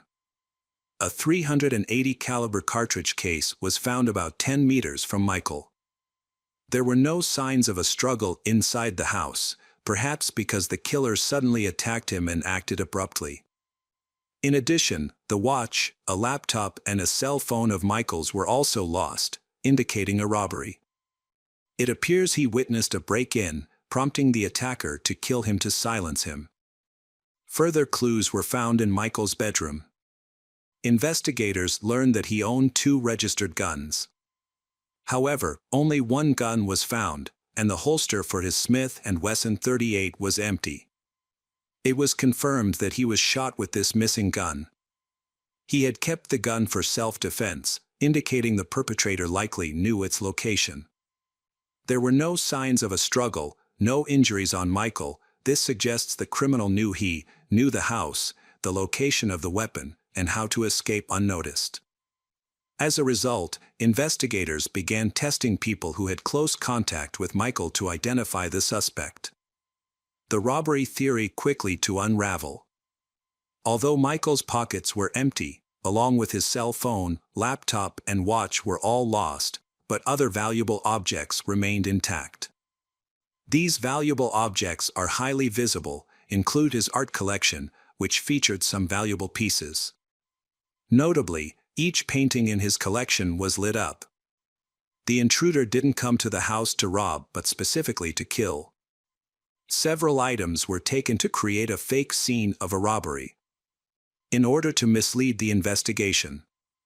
One important piece of information is the disappearance of information storage devices, such as mobile phones and laptops, likely containing important, suggesting this was not accidental. The house was not broken into, the doors and windows are still intact. This suggests that either the perpetrator had access to the house or Michael let them in, likely because he trusted them. Upon investigating his recent life, the police found he had no known enemies.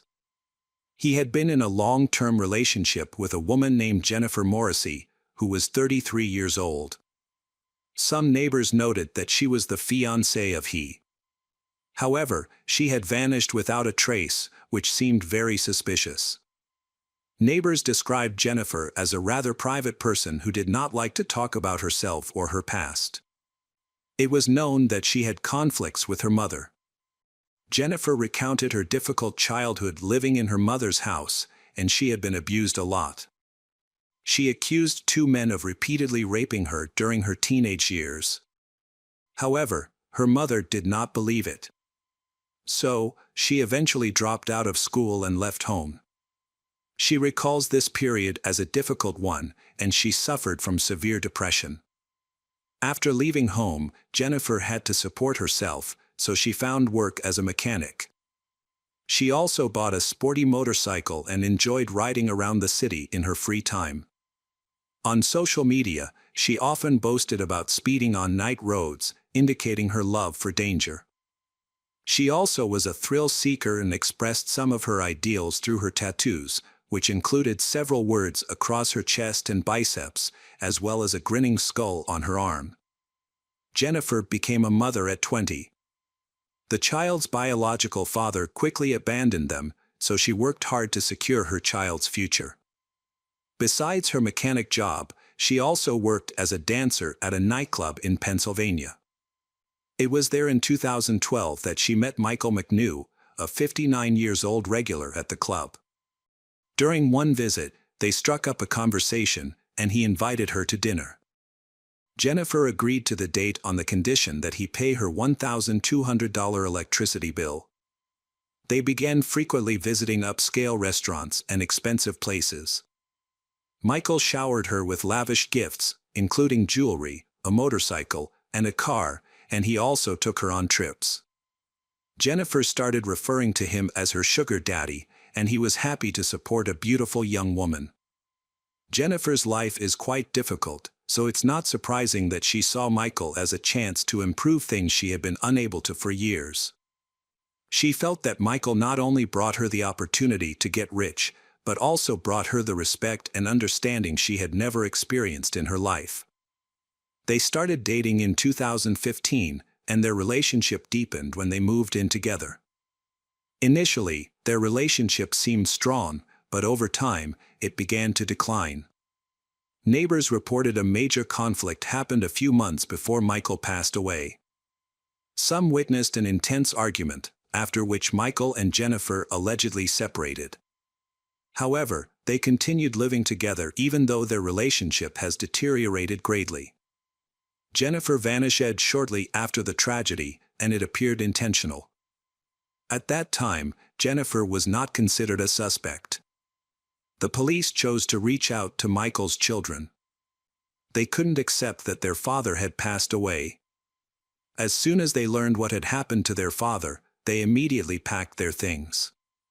Michael's son, Patrick, traveled from Pittsburgh, while his sister and their mother traveled from Maryland. They all met and headed to Michael's home. Patrick told investigators that he never took his father's relationship with stripper Jennifer seriously. He thought Jennifer was too rude, brazen, and greedy, so he didn't want his father to have a long-term relationship with her. Michael's relatives and many friends tried to persuade him to end the relationship for fear she might endanger. In June 2016, Michael's daughter, Katie, got married. She told her father that she did not want Jennifer to attend her upcoming wedding. Michael decided to skip this event, so the wedding happened without the bride's father. Despite his relatives' objections, Michael continued to date Jennifer. Michael even made her the beneficiary of 2 life insurance policies worth about $500,000. By then, everyone knew Jennifer was frequently using illegal substances, exploiting Michael, and possibly having an affair. She severely damaged the relationship between Michael and Patrick, leading to frequent conflicts between them. Many believe that she did this on purpose so that she could gain access to all of Michael's assets, a wealthy man. However, in 2017, new issues emerged when she started distancing herself from him. She would leave without notice, came home late at night and just went to sleep without explaining anything. It was obvious that she was not really interested in the relationship anymore. During this time, she began using more illegal substances during this time, resulting in a serious addiction. She was arrested several times. Twice for substance abuse and once for causing an accident. A year before the tragic incident, Jennifer had cut off a cyclist with her car. Despite these issues, Michael stood by her. He helped pay all the fines and legal costs, making monthly payments for 2 cases filed against her, amounting to about $4,000 in total. According to Michael's children, shortly before his death, he mentioned his intention to break up with Jennifer and cancel their wedding plans. For Jennifer, this means she will lose everything, including a life of luxury that he has given her. She had to manage on her own and didn't have much money. She would also lose the large house and access to all the luxuries he had provided. The children of Michael, Patrick and Katie, believed that money was the motive for the murder. Jennifer simply lost control of herself as she found herself facing the possibility of losing everything. Michael had died 24 to 48 hours before his colleagues found him. The cause of his death was a gunshot to the face, fired at very close range. The bullet impacted the facial bone, fragmented, and split into 2 parts. One of them reached the brain, causing instant death. The police had to mobilize all resources and seize every opportunity to capture Jennifer and interrogate her, as she was the prime suspect. She was known to be on probation due to an accident. The police hoped she would come to the department to check in with the inspector, and as they anticipated, she did. On August 10th, 4 days after Michael's death, Jennifer unexpectedly arrived at the police station to pay court costs. She also reported to the police that she had seen on the news that her lover, Michael, had been killed, which surprised her greatly. The dispatcher then informed the detectives leading the investigation about this.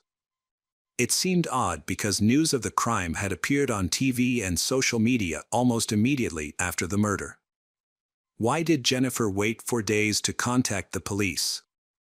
The detectives reached out to Jennifer and arranged to meet her at the station the next day. They didn't reveal that she was a suspect in the murder but said they wanted to ask a few questions about a T-shirt. Meanwhile, they requested a warrant to examine her communications. However, Jennifer sensed something was amiss and didn't show up for the meet. Instead, she disappeared for several days. From experience, the detectives knew that this behavior was typical of criminals who are buying time. During such periods, they often fabricate an alibi or attempt to hide. Meanwhile, the police continued gathering evidence against Jennifer's. To learn more, the investigators spoke to multiple friends of Michael.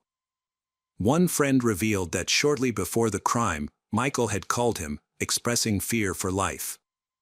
Michael had discovered the identity of Jennifer's boyfriend, a man known by the alias Ruthless.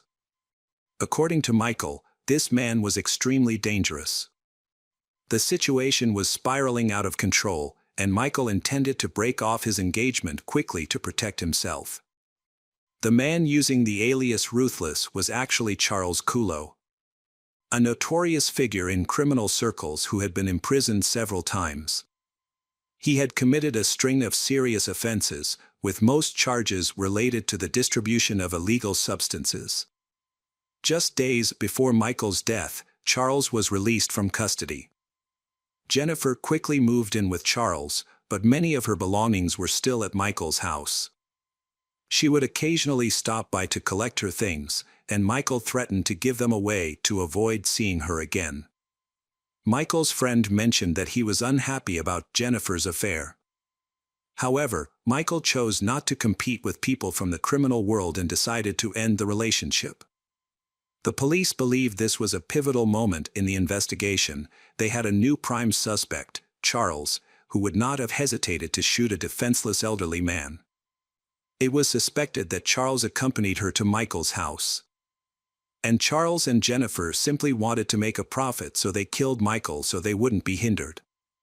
Meanwhile, Jennifer missed a scheduled check-in with the inspector, which allowed the police to detain her and bring her to justice. On August 25, 2017, police officers went to the motorcycle repair shop where Jennifer worked and arrested her for violating her probation. Later, one of Jennifer's cellmates reported that she behaved very suspiciously during her imprisonment and confessed to intentionally killing Michael. The investigators brought Jennifer's in for questioning and informed her that she was suspected of being involved in the murder. She chose not to answer their questions and instead hired a lawyer. Meanwhile, a warrant was issued to access the communication devices of Jennifer. Jennifer's phone was found at the crime scene at 9:45 p.m. during her correspondence with Michael, confirming she was present at the time of the murder. Afterward, her phone's geolocation showed she traveled about 20 kilometers south to Charles's trailer, arriving there around 11 p.m. Michael's phone remained at the house until about 1 a.m. before moving towards the river, where it stopped working, likely after being thrown into the water. If Jennifer had already left the scene, who took the phone? An electronics expert discovered that Jennifer's phone automatically connected to Michael's Wi-Fi network at about 9:45 p.m. on August 6, 2017, when the murder occurred. This suggests she was very close to the router at that time. The police continued their investigation and discovered that Jennifer had a second mobile phone. They accessed this device, which actually belonged to Michael and was password protected. There was a risk of being unable to unlock it, but thanks to a list of passwords found on Michael's computer, used by Jennifer, they successfully unlocked the phone. This action uncovered significant evidence. The investigation revealed that shortly before his death, Michael was communicating with Jennifer. While she had deleted much of the information, detectives were able to recover it. Michael intended to contact the FBI to ensure Charles was imprisoned for life. Naturally, Charles could not allow this, so investigators believe he chose to kill Michael. Although Charles's phone was examined, he didn't appear to take these threats seriously. Jennifer, however, reacted more aggressively. Michael indicated he was willing to abandon his plan to contact the FBI if Jennifer returned to him and left Charles. The last message Michael sent before his death was "I love you," to which Jennifer did not respond. After accessing Michael's social media accounts, it was discovered that the day after his death, Jennifer began sharing various stories about the incident with her friends and acquaintances. Jennifer recounted many different stories to everyone. She told some that he had been attacked, but she told some other people that she didn't know what happened because they broke up a long time ago. She did this to spread misinformation and cover her tracks. It was obvious that she and Charles were involved in the murder. Eventually, the detective spoke with Charles, and he confessed. According to him, he was not involved in Michael's death. The murder was committed by Jennifer. That day, Jennifer returned to him late in the evening and admitted she had killed Michael. She explained that after an unpleasant conversation, Michael approached her with a gun. She managed to take the gun from him, but it accidentally fired, killing him. Frightened, she left immediately afterward. Jennifer requested to return to Michael to ensure he was either dead or to administer first aid if he was still alive. However, Charles refused to be involved in the crime, so he asked his friend Jerry to take Jennifer to the victim. Jerry, who lived nearby in a trailer with his mother, cooperated with the investigation and confirmed that he drove Jennifer to the river house that evening. He wasn't initially told the reason, but once they arrived, he realized what was happening. It was noted that the crime scene did not resemble a place where a fight had occurred, as Jennifer had claimed, but rather an execution. Michael was sitting in his chair when Jennifer arrived, and she neither checked his pulse nor attempted to help him. Instead, Jennifer collected valuables, removing the watch from his wrist, taking his laptop, and tossing his mobile phone into the river. Jerry then drove her to Charles's trailer. The police discovered traces of she DNA in Michael's pockets, which she had searched. Charles defended himself by explaining that he was not at Michael's house because he had been in an accident shortly before the murder, which left him with serious injuries. At the time, he was using a wheelchair to move around, could barely walk, and was in no condition to commit the crime. Furthermore, he was aware that he needed to avoid any trouble while on probation. Charles was very convincing, and the investigators believed him. They verified his story, confirming that he was indeed recovering from the accident. On September 29, 2017, Jennifer Morrissey was charged with first-degree murder, robbery, and tampering with evidence. The trial was set for January 24, 2019. The prosecutor stated that these charges were linked to several conflicts before the attack. Jennifer felt most upset because Michael did not want to continue funding her lifestyle and left her, which further aggravated her. Additionally, Michael's death was supposed to bring financial gain, as Jennifer claimed an insurance payout of about $500,000. The crucial evidence against Jennifer came from Jerry, a friend of Charles, who testified at the trial. Jerry confirmed that Jennifer returned to the crime scene to eliminate evidence. Due to his cooperation, he was not charged. Likewise, Jennifer's boyfriend Charles was not charged because he also testified against her, even though he initially protected her, delayed contacting the police, and destroyed the murder weapon. Inmates also testified against Jennifer during the trial. The defense argued that Jennifer was not cruel and could not be accused of being vindictive or aggressive. To support this claim, Jennifer chose to testify herself. During the trial, she claimed she went to Michael's house in the evening to collect her belongings. He allegedly met her at the door with a gun, refused her entry, and aimed the gun at her. She said she reacted quickly, a struggle followed, and during the struggle, the gun accidentally went off, shooting he in the face. Jennifer maintained it was an act of self-defense, insisting that if she hadn't shot him, he might have shot her. However, her story didn't align with the fact that Michael was found shot while sitting in a chair, suggesting he wasn't at the door as she claimed. This made her account seem unbelievable. Forensic experts concluded that the most likely scenario was intentional murder. Evidence showed that the gun was about 3 meters from Michael's head when it was fired. Jennifer had aimed precisely between his eyes to kill him swiftly, execution style. There was no evidence of a struggle between them. On February 1, 2019, the jury convened to deliberate a verdict. Jennifer Morrissey was found guilty of first-degree murder, theft, and tampering with evidence. She was sentenced to life in prison without the possibility of parole.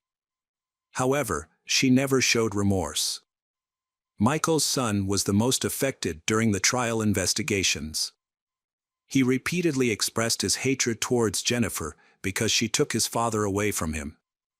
Because of Jennifer, the relationship between him and his father has greatly deteriorated, and now they can no longer be reconciled.